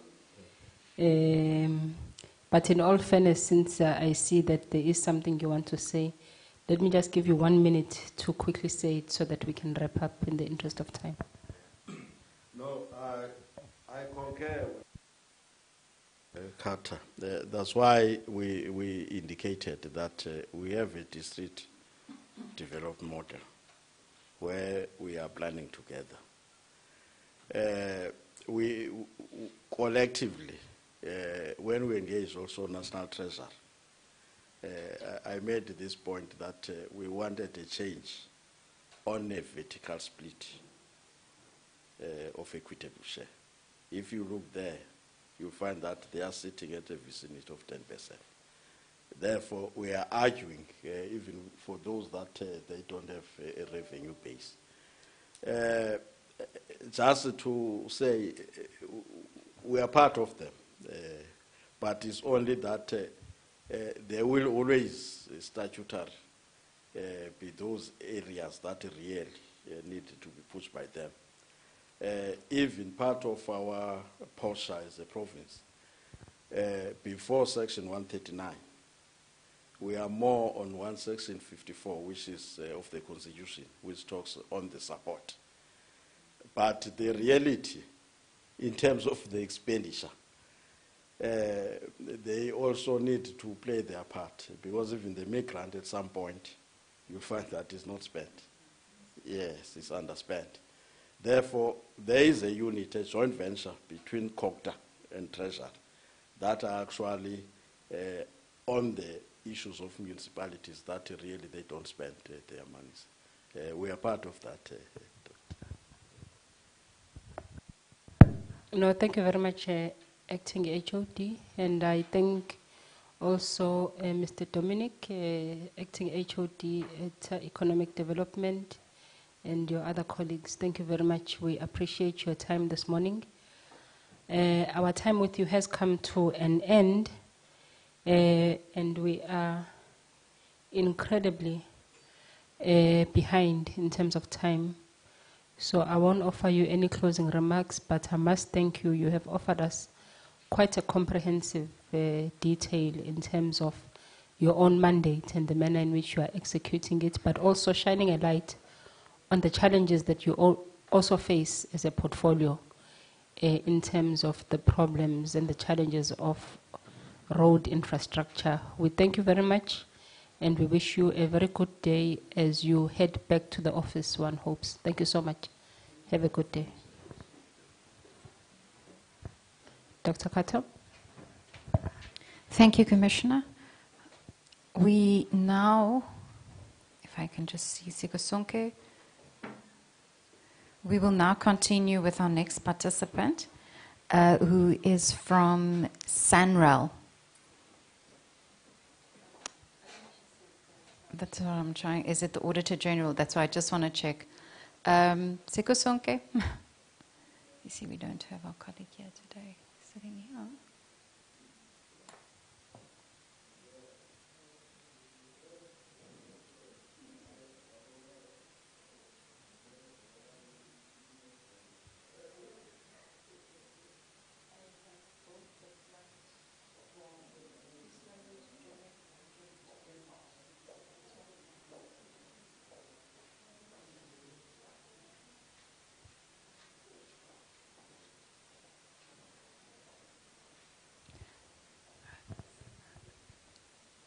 Luiso, who's next? Can you bring in? Okay. All right. Can I ask that you... there we go. Thank you, Tembi.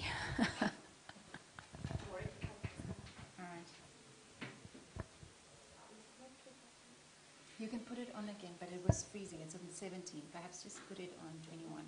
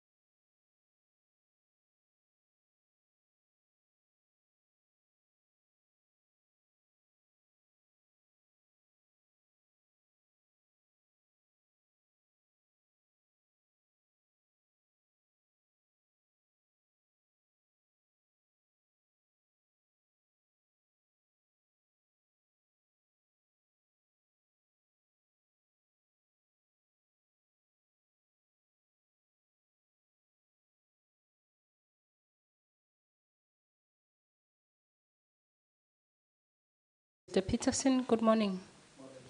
Thank you very much, and again, apologies. We understand that you were here on time, but we are running a little bit behind. But we thank you for your patience, and I think you will understand that when you are faced with the situation of a backlog on roads infrastructure, such as Eastern Cape does, even your engagements will be having a backlog. So thank you so much. Mr. Peterson, I am Commissioner Nduli, as Dr. Carter has indicated. I'm joined by herself, as well as Dr. Fobosi.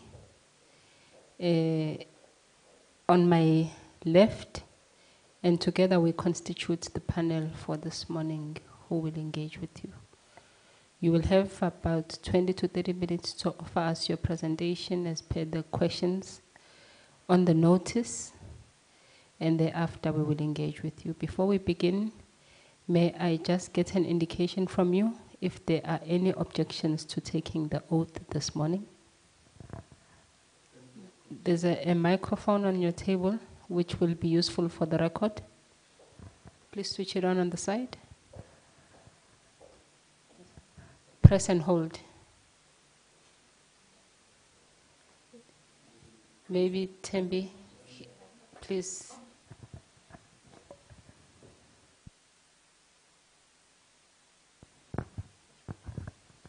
Thank you, Commissioner.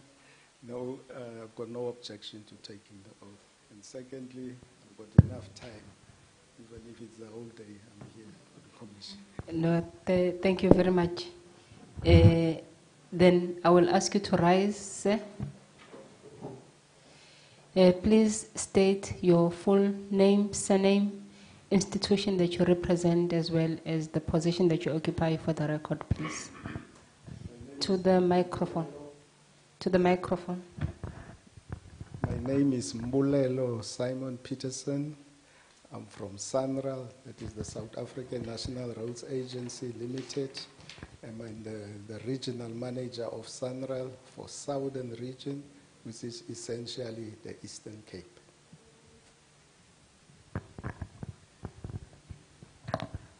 Thank you. You please remain standing.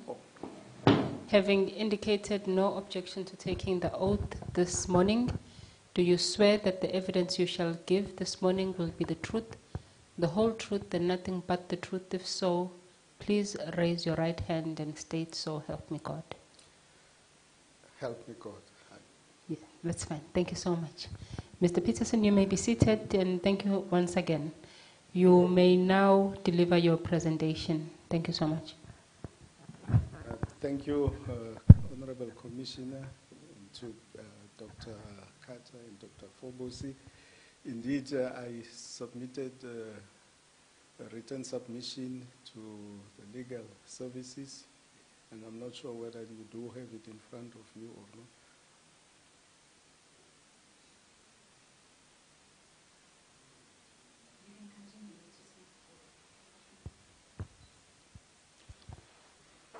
Yes, the outline then of the submission that I'll be making will start with the SANRAL as an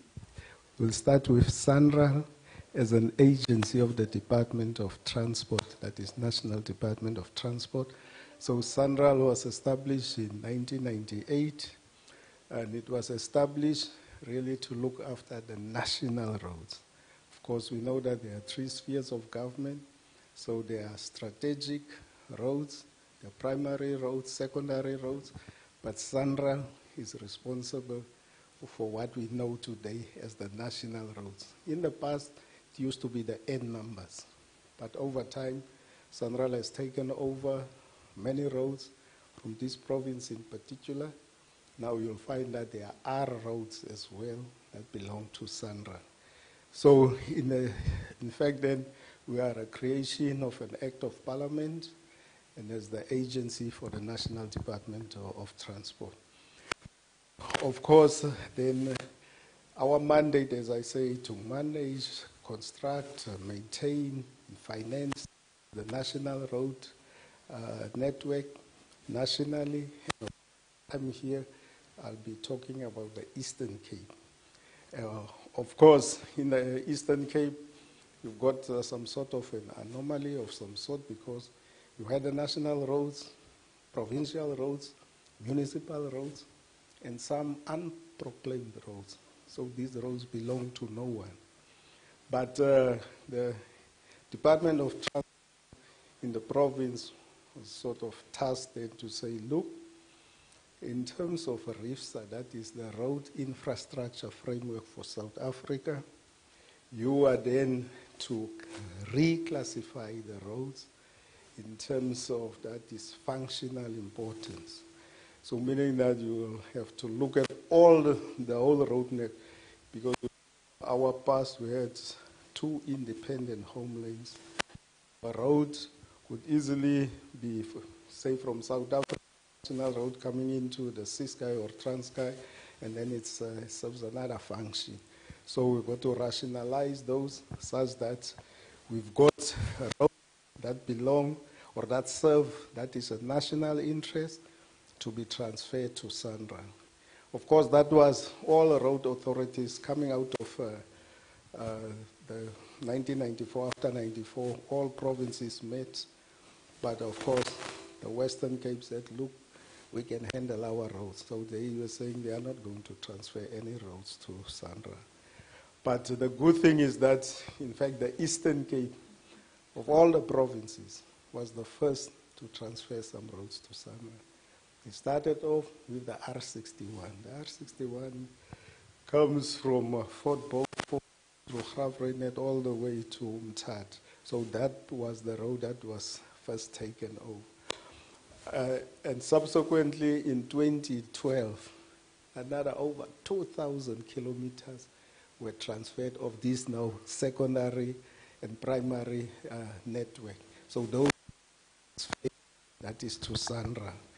And again in 2016, another batch of roads was transferred to SANRAL, but those roads were actually there in the Ado Kirkwood area, so that is serving the farming community, because from the Ado area where the citrus and all sorts of agricultural products that come from there got to go to the harbor, so the province wasn't really maintaining them. And so those roads were transferred to SANRAL. And of course, last year again, some other roads were transferred to SANRAL as well. And what was unique then about those, at least one of them, was now a gravel road. And of course, but it was serving a strategic function because it's the road from Matatiel to Khasha's Neck that is with the border with Lesotho. So then the SANRAL network then in the province, we started off on just about over 2,000 kilometers. Now we're well over 5,000 in terms of the SANRAL network. And of course now, in terms of description, you'll have the national roads, that is the N road and the R road. We're saying that the R roads to 2 digits. But now we've got to 3 digits as well. We need to deal with incident management. So if for argument's sake, we took over the R56 in 2012, but now if you look at it from an incident point of view, if something happens, say there Maclear or Mount Fletcher or Yugi, how would you link up with the other portions of the national road? And that then resulted in the road R396, which is 3 digits linking Solo, that is to Maclear. So it was now logical for it to be transferred, that is to Sandra. But on the issue on the transfers, it is not the premier of the province must agree to transfer roads. So whether Sanral or the Department of Transport may say, this road is of strategic importance, let it be incorporated into the Sanral network.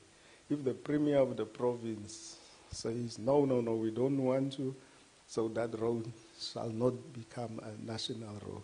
And that is, as I indicated earlier, when the Western Cape said we are not transferring anything, Sanral or the Department of Transport cannot just go and grab the roads. But in the Eastern Cape, it wasn't the case. So there must be then some concurrence between the Premier and the Minister of Transport in whether certain roads can be transferred, that is to Sandra. And as I say, so far the Eastern Cape has transferred well over 3,000 kilometers of roads. And of course that improves connectivity and maybe the condition of the roads, because unfortunately most of these roads, when they were transferred, they were actually bad. Whether now the motive behind that was, look, they are so bad, let's give to Sanral, but most of them were of strategic importance to Sanral. So that is then the background that I'm sketching, that as the network of the Eastern Cape, Sanral is responsible for the national ones, but not only the Ns and some R roads. Now, if I just then go further down, the issue then for that is of concern maybe to the Commission and other is the management of maybe the resources to make sure that accessibility and mobility are improved in the province, especially maybe if you look at it in a context that says the Eastern Cape is a rural province, apartheid system in terms of homeland areas, the development of the network maybe leaves much to be desired. But in managing the network, you need data. So for Sanral then, the issue is this, that we've got a well-developed system that is of managing, that is the National Road Network. And this system is almost automated because we do road surveys. These road surveys, it's a truck. The truck is equipped with all sorts of technology to come out with the pathology of ills that is perfecting maybe the road network system in the province. So it tells you here the road, because it's got cameras, it's got some technology to pick up to tell you what is wrong with this section of road. So every 3 years we do a cycle, that is, this truck literally drives the whole network and come out with some data to tell you that if you use this data, whether it is cracks or the seal is not too good, or maybe there's something wrong in the base pavement layers, or because the cameras also on the side to pick up maybe the signs, what is the condition of the side, the guardrails, just everything that is wrong with the road. And this is important because Sanral's service delivery model is saying that, look, we will make use of the private sector, it's talking about consultants and contractors. But one thing about us, we don't outsource decision making at all. The management of the network is done in-house, but we just make use of contractors or consultants to do what we want them to do, because the system, as I say, it tells you, this is it. We've got a freeway management system that tells you if we are in Cape Town and you look, go towards Paarl, the whole road, you can literally sit in the office and see that, oh, there's someone being robbed or whatever. You've got that system, you've got average speed over distance, you've got all sorts of cameras to tell you what is going on with your road network. So for us then, when we appoint a consultant, for instance, we give them the data to say that this is what is affecting the road. You will then have still to confirm basically this. So there's just that difference whereby an organ of state relies solely on the private sector to the extent that internally they actually don't even have the capacity to manage these guys. That is not the case with Sahrc. We manage, that is the network, but make use of that. So then, in doing that, we actually then must have this data. So at any given point in time, if I want to deal with the road network, I need to know whether it is a reseal that is required, is it a special maintenance, is it a strengthening, is it improvement, is it an upgrade, or should it be a new facility that is generated in-house, and then we make use of consultants to get to do the actual designs for that. But the whole thing, as I say, Chair, it is done internally. So if I go then to the Eastern Cape, I'm not alive, but it doesn't matter. You will see that then, if you look at the provinces, all other provinces still got these strategic routes and primary routes that were supposed to be with Sahrc. But, of course, as I indicated, the Western Cape, KZN, and the Free State, those provinces were clear. No, not at all. But after the Eastern Cape started the process, at least we've seen other rural provinces, Northwest, Limpopo in particular, also handing over, that is, roads to Sahrc. Now, coming to the Eastern Cape in terms of the condition of the network. I'm talking now only the national road network. Actually, the national road network, it is fair to good. If you look at it holistically, that is overall in terms of the different parts in the province. But as I indicated last year, we now had, because we're just surface roads, but last year we were handed by the province a gravel road, a bad gravel road between Lesotho and Matatiele. So in the Eastern Cape, then we also now have a Sahrc gravel road. And that gravel road, of course, our approach is then this, because we've got we develop a whole lot of strategies, that is to deal with the network. And then we've got a prioritization model to say that there is either a do-nothing approach or do everything. And between that, the optimization system of Sahrc should tell us what to do. Because, as I say, that when I talked about that track, it meant from an asset management point of view, that the whole system is actually the asset management system. So the ills of the road, we know exactly.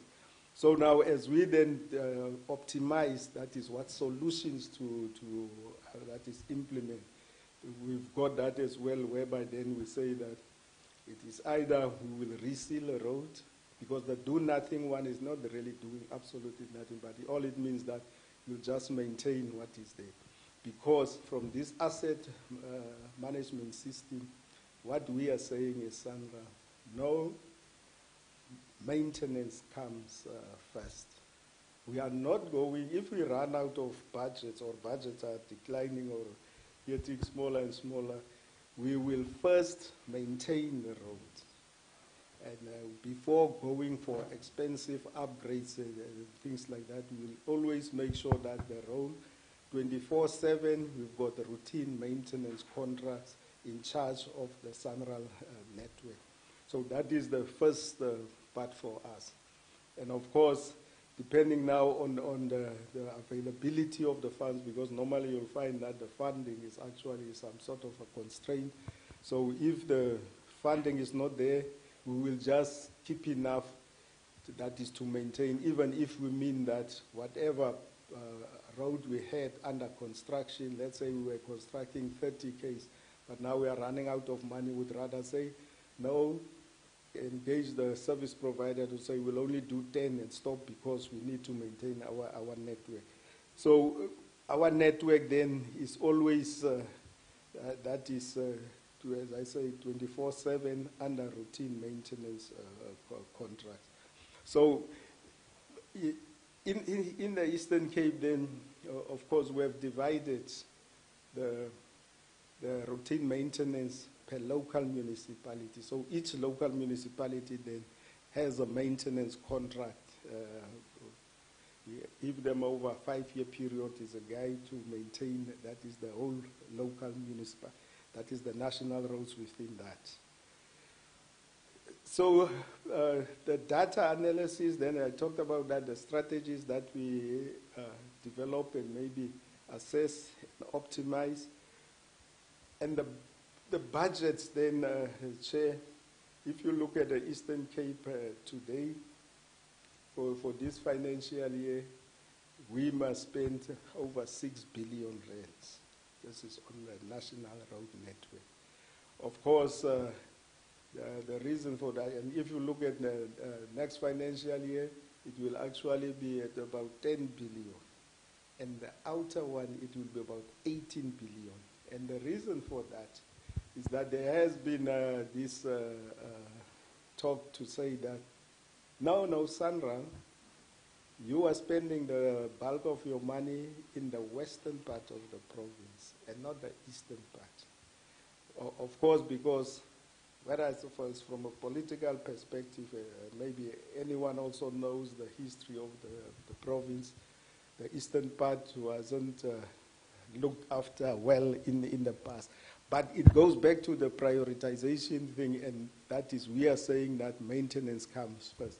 So if we've got a whole network, we will first be saying that, no, is there anything to salvage? So for instance, when the 3,000 kilometers of roads were handed over to Sanral, we went over this thing, what is it that we can salvage?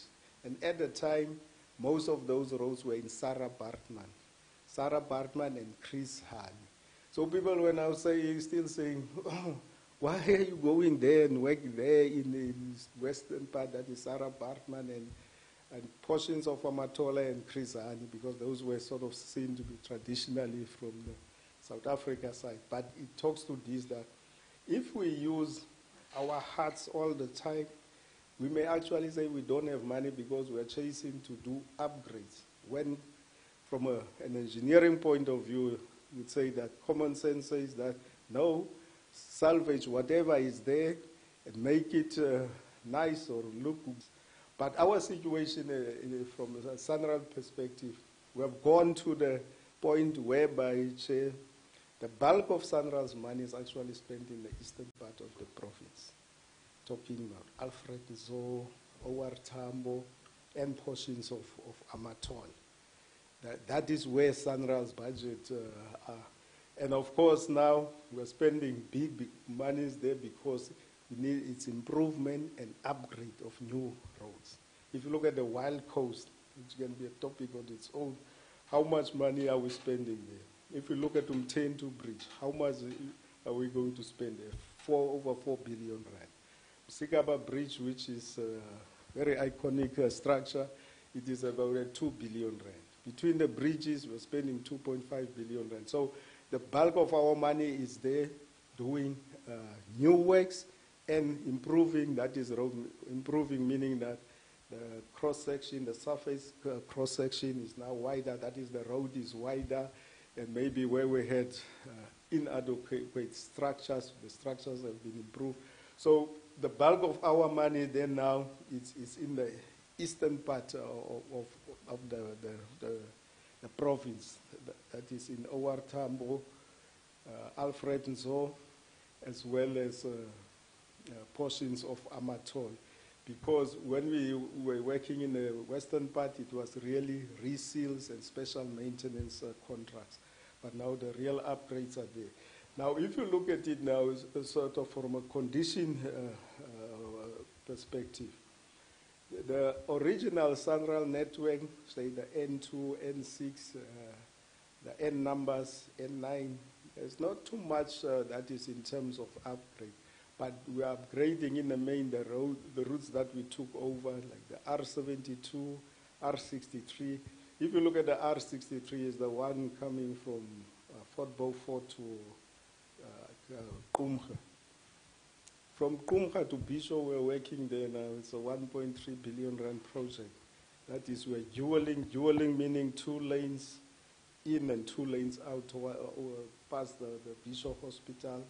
So that line all the way to go, we've got 2 contracts there, as I say, the 1.3 billion rand and 983 million rand there, just to make sure that the capital, that is now Bisho the capital, the roads leading to the capital are actually talking to that, to say that this is the capital. And there's maybe some, if you have seen that area in Bisho, there's a lot of construction work. West of Konge and east of Konge, there's just magnificent pieces of work that are being done there. But that is all, that is improvement. But because probably what the commission is concerned about, no, people still can't move. There are all sorts of stories in the Eastern Cape. Now the ambulance cannot get here and there, and those things are there.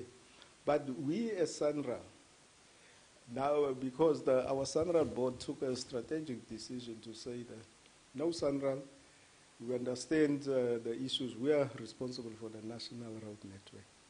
But can we then as Sanral, where we do what, whether it's a 5 kilometer of road or whatever is required, and do what we call community development projects. So you'll find that, say, even if you go to King now, I'm talking because they are nearer to where we are now, you'll see that we are surfacing the road linking, that is Ginsberg, to the engine garage on the other side. If you go to the village Hayi, we are surfacing a road that is into the village. We go to Zwelicha, the Chachu, as part of the development there, we are surfacing. That is really twofold to surface some of the municipal roads, some are actually provincial one, and to create jobs, making sure that SMMEs participate meaningfully in our project.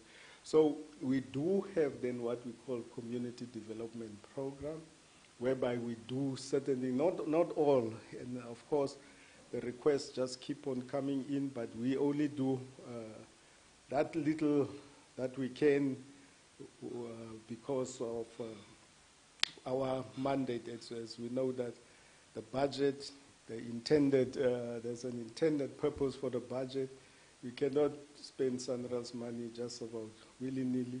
So for those, you need board approval to say that, look, you can do this section of road. We surface it because we don't do gravel roads. We surface these roads. And if you go to the Wild Coast, whether you start at Mthatha, you'll see parallel to the Mthatha, Tsohana, all the way to Libode, you'll see some surface roads parallel to the R63. Those roads were constructed by Sanral to improve, that is the safety and accessibility in those parts of the country. And we keep on doing that. Of course, there are issues that affect us as well, environmental issues. Sometimes you want to move as fast as possible, but you find that because now you need environmental approval, sometimes you can't do, if you can just say here at Dabakas, there's culverts were washed away there. We are working there. We wanted to do some work there, but now you need an environmental authorization, which then means that for us it is it is not wise then to wait, because now we were not there really for that, but for something else. And Spluma, if municipalities can just be more, I don't know how to say, proactive when it comes to this Spluma thing, the tribunals to be functioning well, that affects us a little bit. And tribal land acquisition, these are things that are creating problems for us. Say, for instance, now in Port St. John's, we want to deal with disaster. But now two chiefs are fighting. No, this land is not this, but what they are looking at, who will be employed there. So it affects our operations. Borrow pits as well, we've got a license, and then someone goes to the community. No, you see, I can give your kids bursaries and things like that. I must do the mining here, but we've got the authorization. So they are just those things. You may look at them as part of the construction mafia and things like that, but those are things that do affect our operations to the extent that at some point you would look at it to say that because we are doing this work here, and as I say, the community development thing is just to do things for the community. But because now you may find that your issue is not really here on the national road network, it's there on this thing where you just wanted to assist the community with that, but now you've got to spend or pay maybe for standing time for the contractor. So it's something that is affecting us a bit. But for what I can say, for the Eastern Cape, in as far as the national road network is concerned, in fact, there is no issue with that, whether it's accessibility or mobility. But our operations have been circumscribed a little bit by court action. And the issue there is transformation. Of course, people resist transformation. For instance, this year, since February, we haven't been able to go out with tenders because the contractors have taken us to court. We're still in court about what is it that we want to see as Sahrc to transform. That is the industry. And of course, people are, not everyone wants to see that, but so we've been in court almost the whole year. Till now, we're not being able to do our work, which is something, though, that we are managing it. We had to retreat to say, look, whilst we are in court, can't we change the direction strategy to make sure that we deliver on this? But in as far as the Eastern Cape, because at Sahrc we've got 4 regions. There is the southern region and the other 4 regions.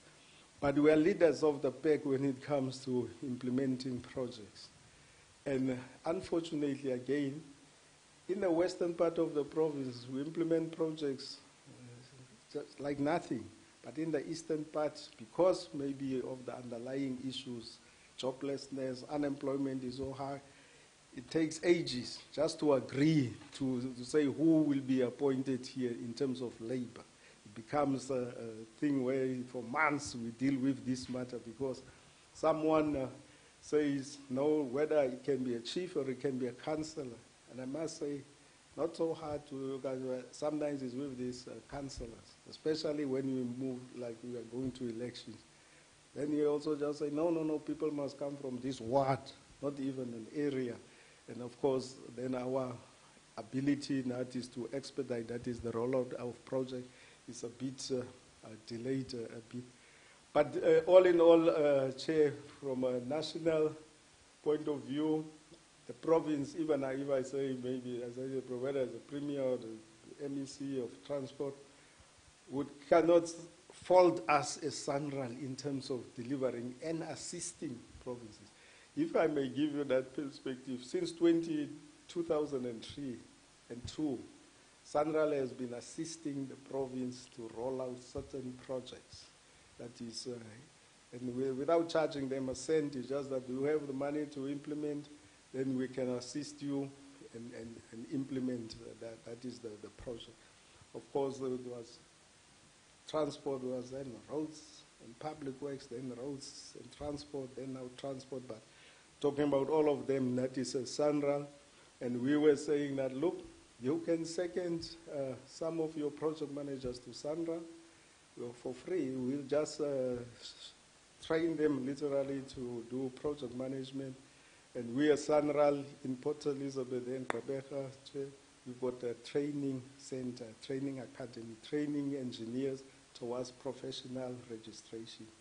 And it's worth noting that 5 years ago or 6, province actually sent us about 8 guys to train, but that was we haven't seen anyone coming by maybe for training.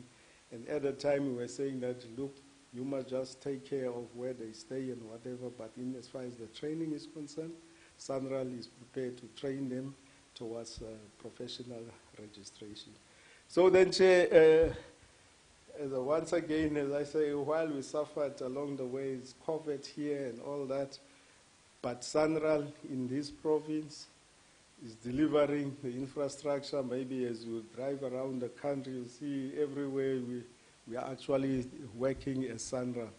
And the monies that we spend in the province, we are probably not too happy with, because we do have the 30% subcontracting, but we feel that now, no, we want to increase that, even the equity.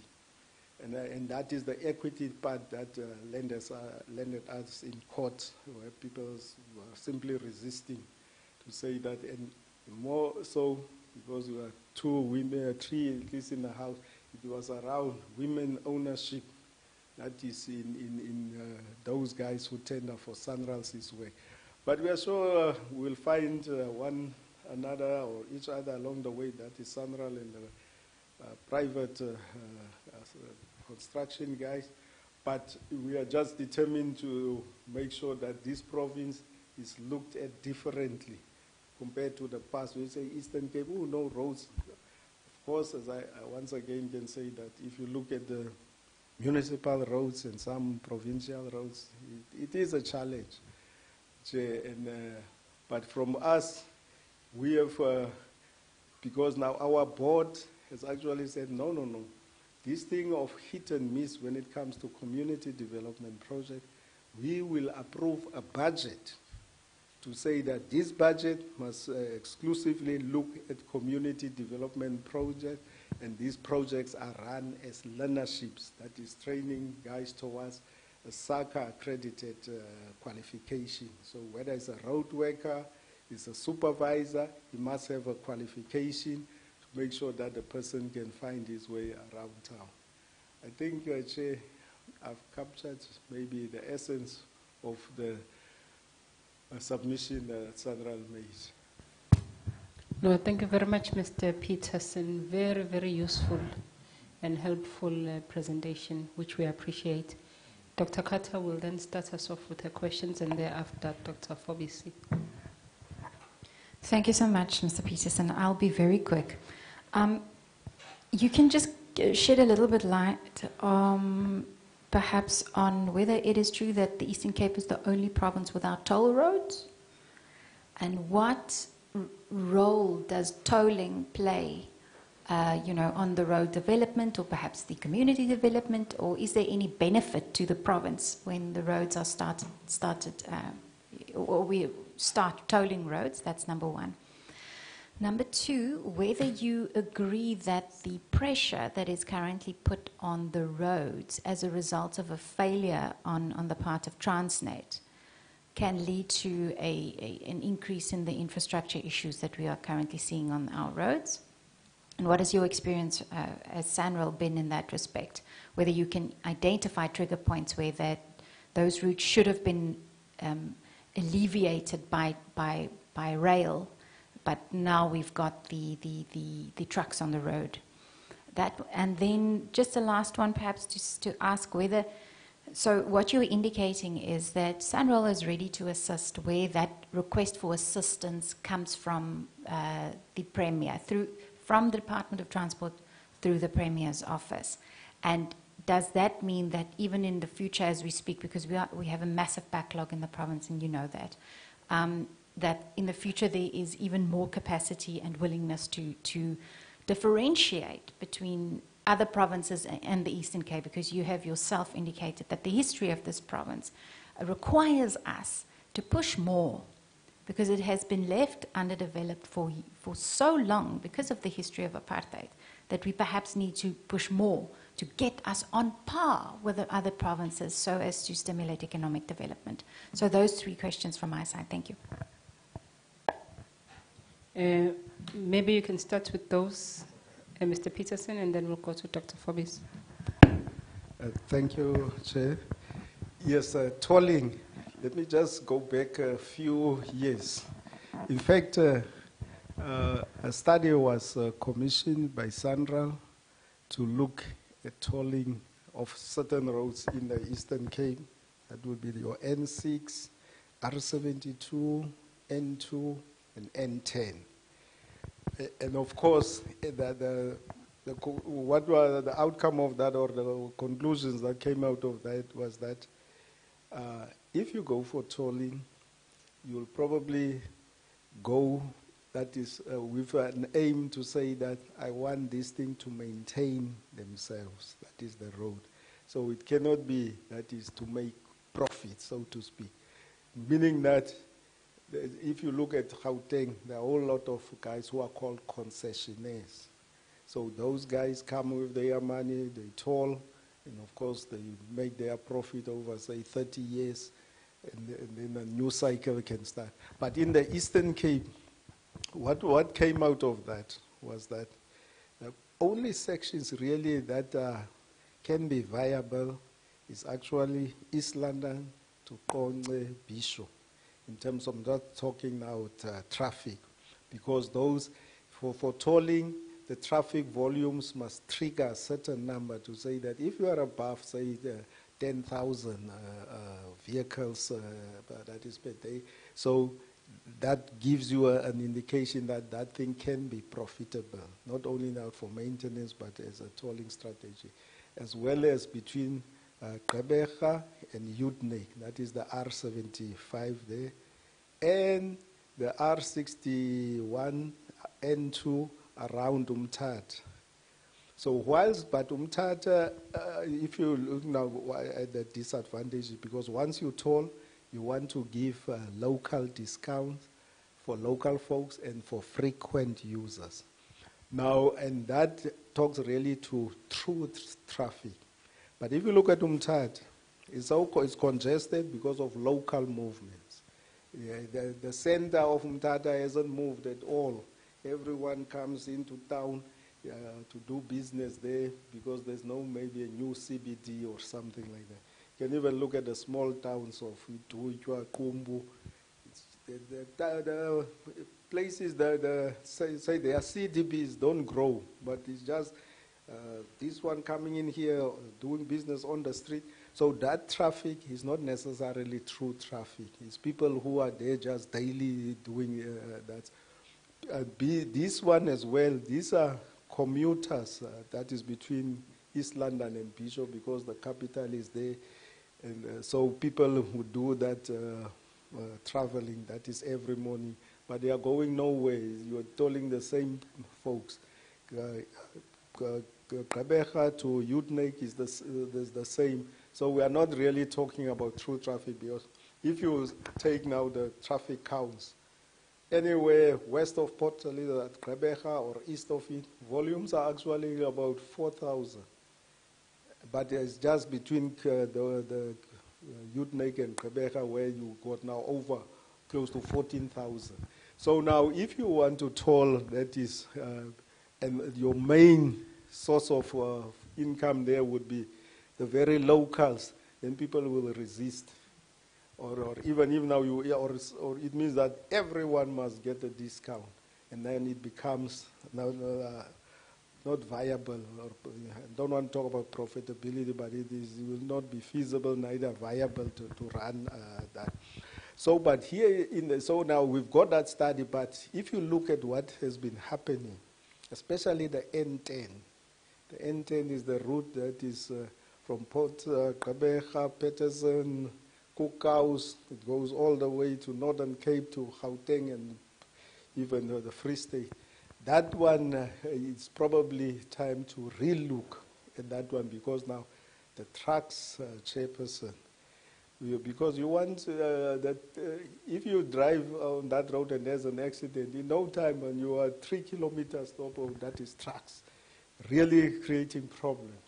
But of course, there are those trucks, even though we say that the railway network must go, and you find that now the double handling and the unreliability of the service. You find that if you are pick and pay, for argument's sake, or Spa or whatever, because Boxer, all these folks now got their own trucks as well.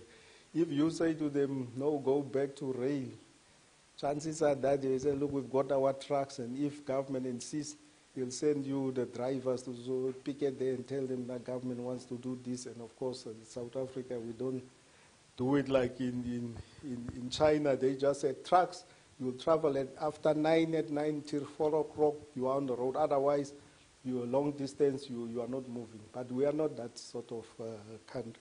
So then the tolling part is that we do not have tolling in the Eastern Cape, because in as much as the Tsitsikamma is managed actually by our office in PE, it is because it's just far away from Cape Town where our office is. So it is managed by us, but it is actually in the Western Cape, so to speak. So, but again now, if you look at the Wild Coast, there we said that because initially we were talking about the N2 Wild Coast tolling, and that thing was starting East London, Tata, Lusikisiki, all the way to Sipingo. That was now the N2 Wild Coast toll program. But subsequent to all sorts of issues, given that also the traffic volumes, let's say between Umtata and East London, not too great at the time. But we were saying that no, we will only have toll at the Msikaba and Umtentu bridges. It is still not there. There hasn't even been a public participation, because we must have a public participation. And of course, as developments, events come along the way, you find that sooner or later, because of our situation, the economy is not growing and all these many ills that we have, government may say, look, forget about that toll part. Whether now we must push it out for years because of the economic outlook, maybe it's bleak, some say it's grim, or whatever, but it's probably not wise to do that now. But it is so far as I'm seated here now for the Eastern Cape, the only time that we talk about tolling is near those bridges, Msikaba Bridge as well as Umtentu Bridge. So the rail chair, of course, if I can just talk about, say, KZN. Now the road in Richards Bay is a disaster. Trucks are there for days going to the harbor in Richards Bay. And of course, I don't want to say it's maybe, I don't know about the management of this, but the fact of the matter, our road is affected such that now it's chaos.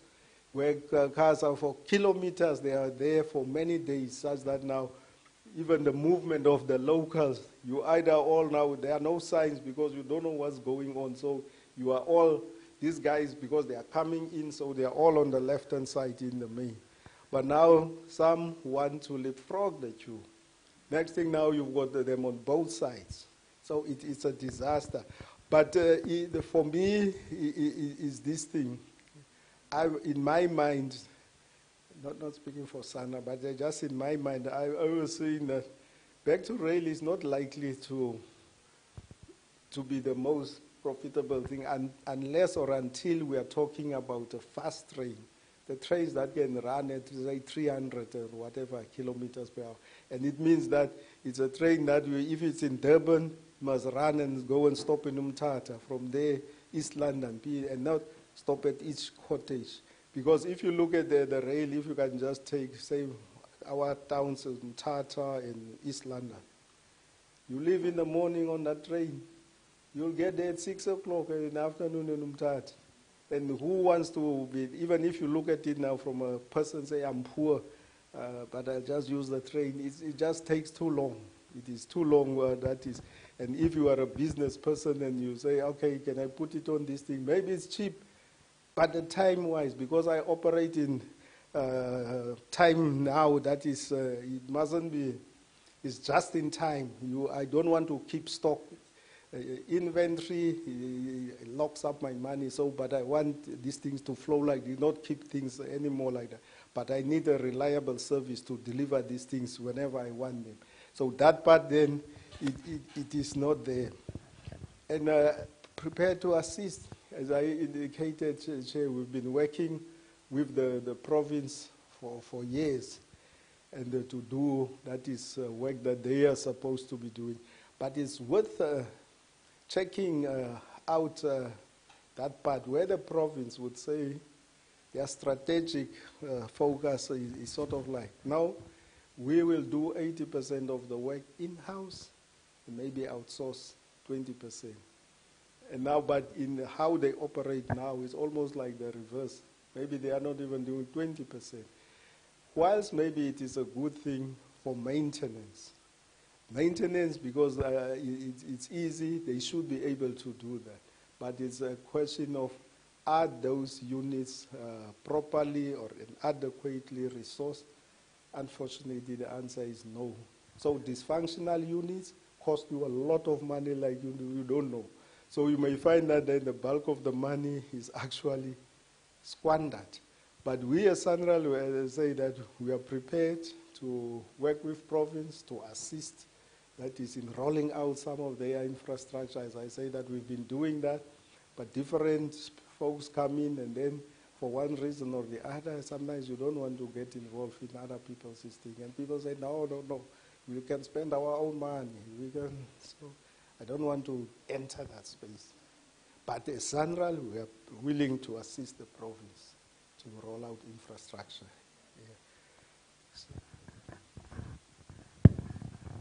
Maybe if you can just expand. I know that you are reluctant to, but it's very important because much of the submissions we are hearing pertain to the inadequacy of the budgets.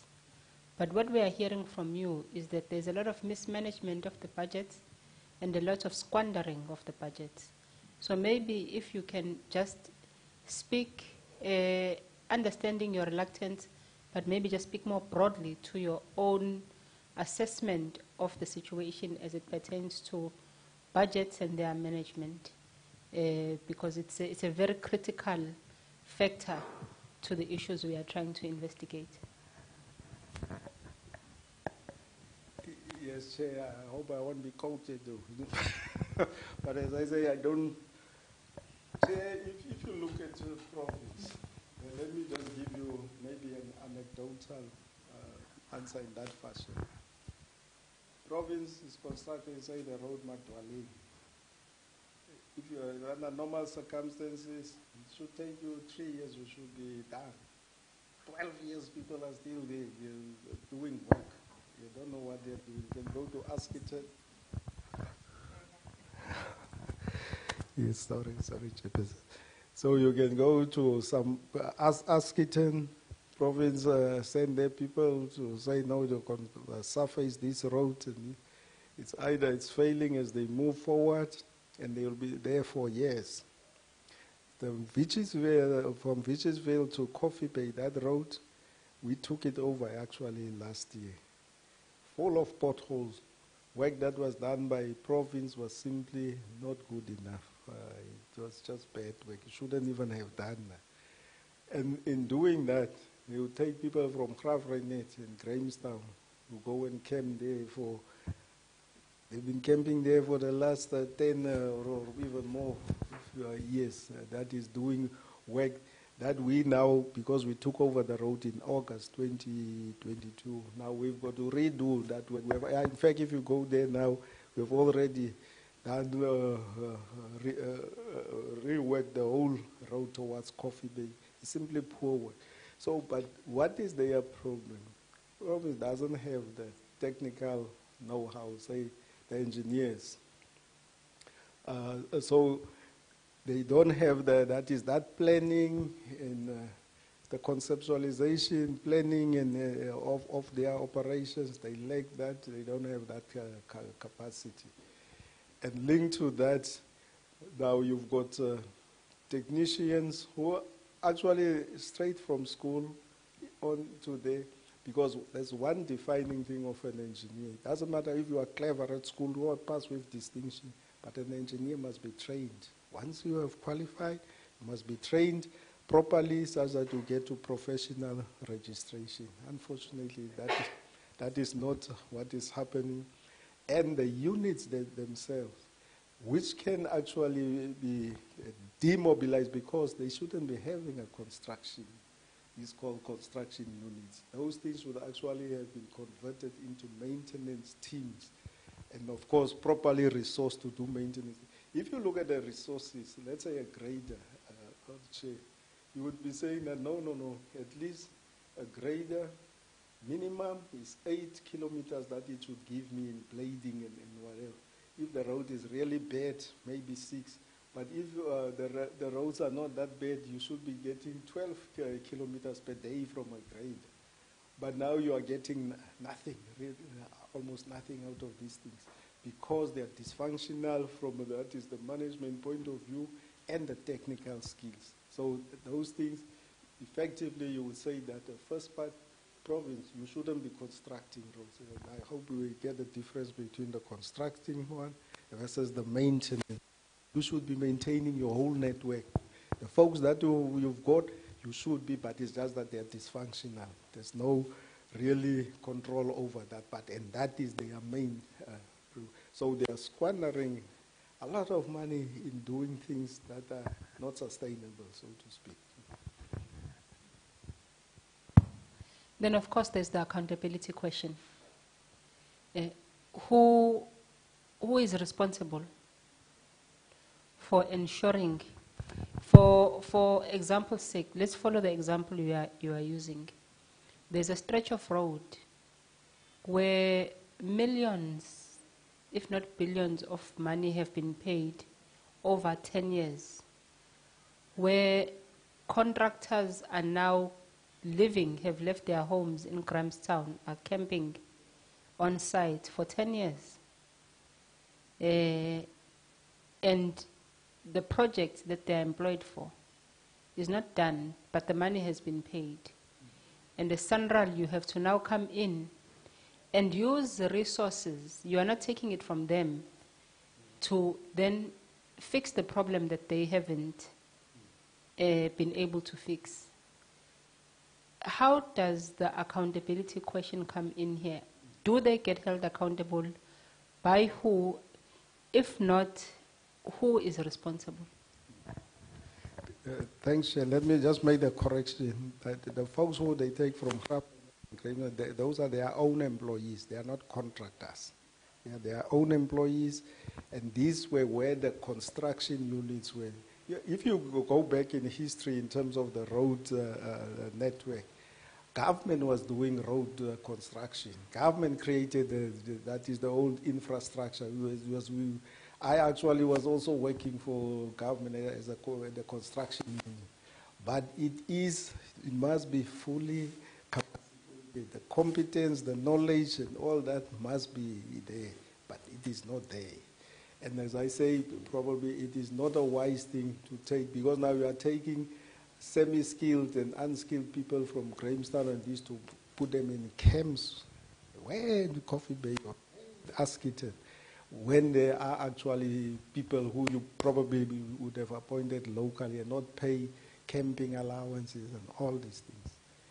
That is the thing. And then now you're taking them there, but they are actually not good enough in constructing. You could have turned them around into maintenance units from where they you are in Makanda, you will do Makana municipality, you maintain these roads. If you are from Graafrenet, Kamdeboer, or Dr. Bayer's not here now, you must do these things there, not have people to camp elsewhere. And camping, and they can't show you anything. That is what they have done. That is the issue. No, thank you. And if anyone knows Makanda roads, they would know that they urgently need maintenance themselves. The tar roads have become gravel through, yes. I'm wondering, or not. No, it's just on a light note. No, yes. Makana municipality, we as Sandra, we are working here from the Fish River Pass towards there. So we have said to them, we are prepared as Sandra, we'll do 10 kilometers of your internal roads. Identify those and we'll go and inspect. At least the PA of the mayor has sent me 2-3 streets. There it's whether and something, because I said to her, send me this, I'll go there in person. Because now sometimes people give you, and when you go there, hey, but this is not the worst, or it doesn't make sense why I must do the road there. I said, well, it's not cast in stone, but I shall go there and check, and I'll come back to see the mayor, and we discuss and agree into which 10 kilometers of road. And if you look at it in terms of the streets, that's a lot that can be done. So we will be doing some work in Makati. No, thank you very much. Then I'll hand you over to Dr. Fobosi. Dr. Fobosi. Right, thank you. Thank you, Commissioner. Mr. Peterson, I only have one question. You spoke of transferred roads. Can you please update the Commission on the status of those roads? For example, from Makia to Zol, or from Elliot to Kala. What's the status? What's happening now? Has work started there? And when it is scheduled to be finished? If it's not finished, what's the time frame? Thank you. Thank you, Chair. Let me start with the roads that were handed over in August 2022. As I indicated already, it is from Vichisville, past Mkanduli to Coffee Bay. The emergency contracting, we've got 2 contractors actually there, Chair. The one was doing, that is the milling out. Milling out is, as I say, the road was failing all over the place. So the potholes that were there, you couldn't just fix the potholes. Otherwise, when the rain comes again, they will just collapse. So we do milling operation, putting on asphalt. And of course, there was a disaster as well the last November, December, where 3 bridge structures were sort of undermined. So we've got a contractor there as well restoring, that is those crossings there. That is the Vichisville R4111 Vichisville Road. We also took over the R61 because a portion of the R61 belonged to the province. It's from a place called Ndwalane or Chakupa, if you know, all the way past Port St. John's, all the way to Lusikisiki, to Flagstaff, Bizana to Mzamba. If you go there now, because even in the town, Lusikisiki, it was just pothole everywhere. So we have milled out those sections and we have restored them. So what actually is still left are now just the minor potholes, because the operation is saying that let's do the fixing of the road to be firm and then fix some of the potholes. So that is R61. As well as R58 is from Tsala to Ungobo. That is the R58. There we also had an emergency contractor. We have actually finished, that is the pothole. There's a place called Satan's Neck on top there. It's very bad with all potholes. As well as the road that I said is a gravel road from Matatiel to Kashas Neck. And of course, when we started there, when it was handed over to us, from Matatiel to Maluti, that is the first 10 case, the province had a contractor there. They had to terminate it, non-performance. It's good to be appointed. First, let's not go there, but it was now terminated. They gave us the termination letter 3 weeks ago. If you go there now, you'll see that we are working there. Sanral, that is restored first 10. And from Maluti to Kashas Neck, we want to we have already kickstarted the process of a consultant because as I say, it's a real gravel road, and we want to upgrade it to a surface road. So now we are just keeping it, sort of holding action from a maintenance point of view, but we are hoping towards the end of 2024 we'll go out for the upgrade of that road. So those are the ones that were taken over. Those ones that were taken over in 2016 near Kirkut and Ado, if you go there now, we've got actually 3 contractors there. That is Kirkut to Ado, and as well from Motherwell towards Ado, and another portion there called from Peterson, that is to Unguni Lodge. There we've got contractor that is attending to that road, but now it's not maintenance, it's actually now construction, real upgrading of the roads. And the many that we took over in 2012, we are almost done. If I just pick on one, the R63 is the road from Graafrenet. In fact, it comes from Maritzburg, Graafrenet, Pierston, Somerset, all the way past Bicho. That one, I think maybe because I've got that, I can just give you, maybe I can give the commission afterward, all the roads handed over. So these are the actions since they were handed over. I can provide that to the commission. No, we would appreciate that very much, Mr. Peterson. But I see Dr. Fobosi wants to ask an additional question. Right, thank you, Commissioner. I wonder if you do monitor the work that is done by the contractors on the roads, because the reason why I'm asking is because once work is done there, maybe in terms of repairing the potholes, you'd observe, you drive on the road at least for a year and you see that work is done again. Why is that? Is it because something bad is done by the contractors?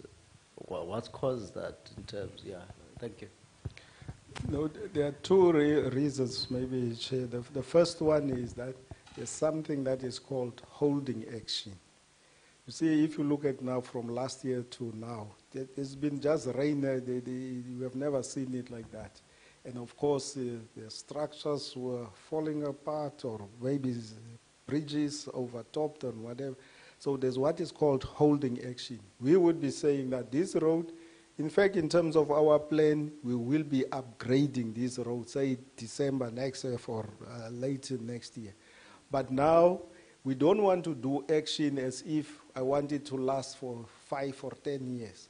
I just want to do action that will last for sort of like 2 years. Of course, so certain parts of this thing may fail because I know that I'll be upgrading it. I'm saying that I can see now we're past the rainy season. We can do this action just to hold us up to the next contractor that we will be doing. And of course, in some instances, it could be just bad workmanship. And by the times, having been in construction myself, you are also involved in operations, and you have seen everything. But somehow, it fails. But now you've got to investigate. What is the cause of this? I can give you an example, maybe of your travel between Makanda and Pedi, there where there were some failures. So we had to bring in experts and this, and then the end result was that the wrong seal was used. So the contractor had to redo that work at their own cost. So it's both ways, Chair. No, thank you very much. Then before we let you go, Mr. Peterson, we heard earlier from the HOD of Treasury. I asked the question about retired engineers. You are also raising the issue of skills. The answer he gave me was that COVID was responsible for taking the lives of many, especially elders. That was what was being alluded to. In the interest of time, we didn't follow that response. But I would like to hear from you in your own observation, because the question remains, you've got engineers that are well-trained, well-experienced, who have retired and taken severance packages, who are often voicing their availability to continue to assist the public service where needed. Why are their skills not being used? Chair, that is really the question. Even us in Sandra, because we are faced with that, and sometimes it's a question of leadership and understanding maybe the broader or the bigger picture in terms of what, I'm talking about Sanral, from 2016 or so, we said, no, we want to bring back, that is retired guys. And the person who was in charge, now call it our CEO, he said, yeah, we can bring them back, but no, I'm not taking black, white guys. And all of us, I would say, no, but the skill that we want here, we want them to train black guys, because as I say, we've got a training facility in Gqeberha that is to train young engineers. But out of all that, the next thing is that nothing happened. But now we've got a new CEO, and as a matter of fact, last week, the board approved the appointment of retired engineers for Sandra. And these are white guys. They were working, that is for Sandral, and they've been approved by the board. So I'm saying that there are many people. In fact, I also meet a whole lot of who want to work, that is for government to assist with this. So maybe there's no appetite for that, but they are there. That I can show. And I was a member of the PAC of EXA, that is Professional Advisory Council, and I know that there are retired engineers who are willing to assist, that is government in delivering, that is this infrastructure. No, thank you very much, Mr. Peterson, for confirming that. So they didn't perish during COVID? No. Okay. I won't say that no engineers perish, but yeah, that is not true. There are engineers who are willing to work. I also had some there in the Gqeberha. Okay. No, thank you. Thank you very much, sir. Well, we have come to the end of our engagement with you. We are running 1 hour behind schedule, but we must thank you for your time. I think your presentation, especially coming after Treasury, has been very useful to add the necessary context. So thank you so much. We wish you the best as you then head back to the office. Thank you so much. Thank you, Mr. Peterson. Dr. Carter, can we just take a 5-minute break? Thank you, Commissioner. We're going to take a 5-minute break because we're load shedding in 5 minutes and they need to set up with a generator for us to be able to proceed. So if we can take a 5-minute body break and then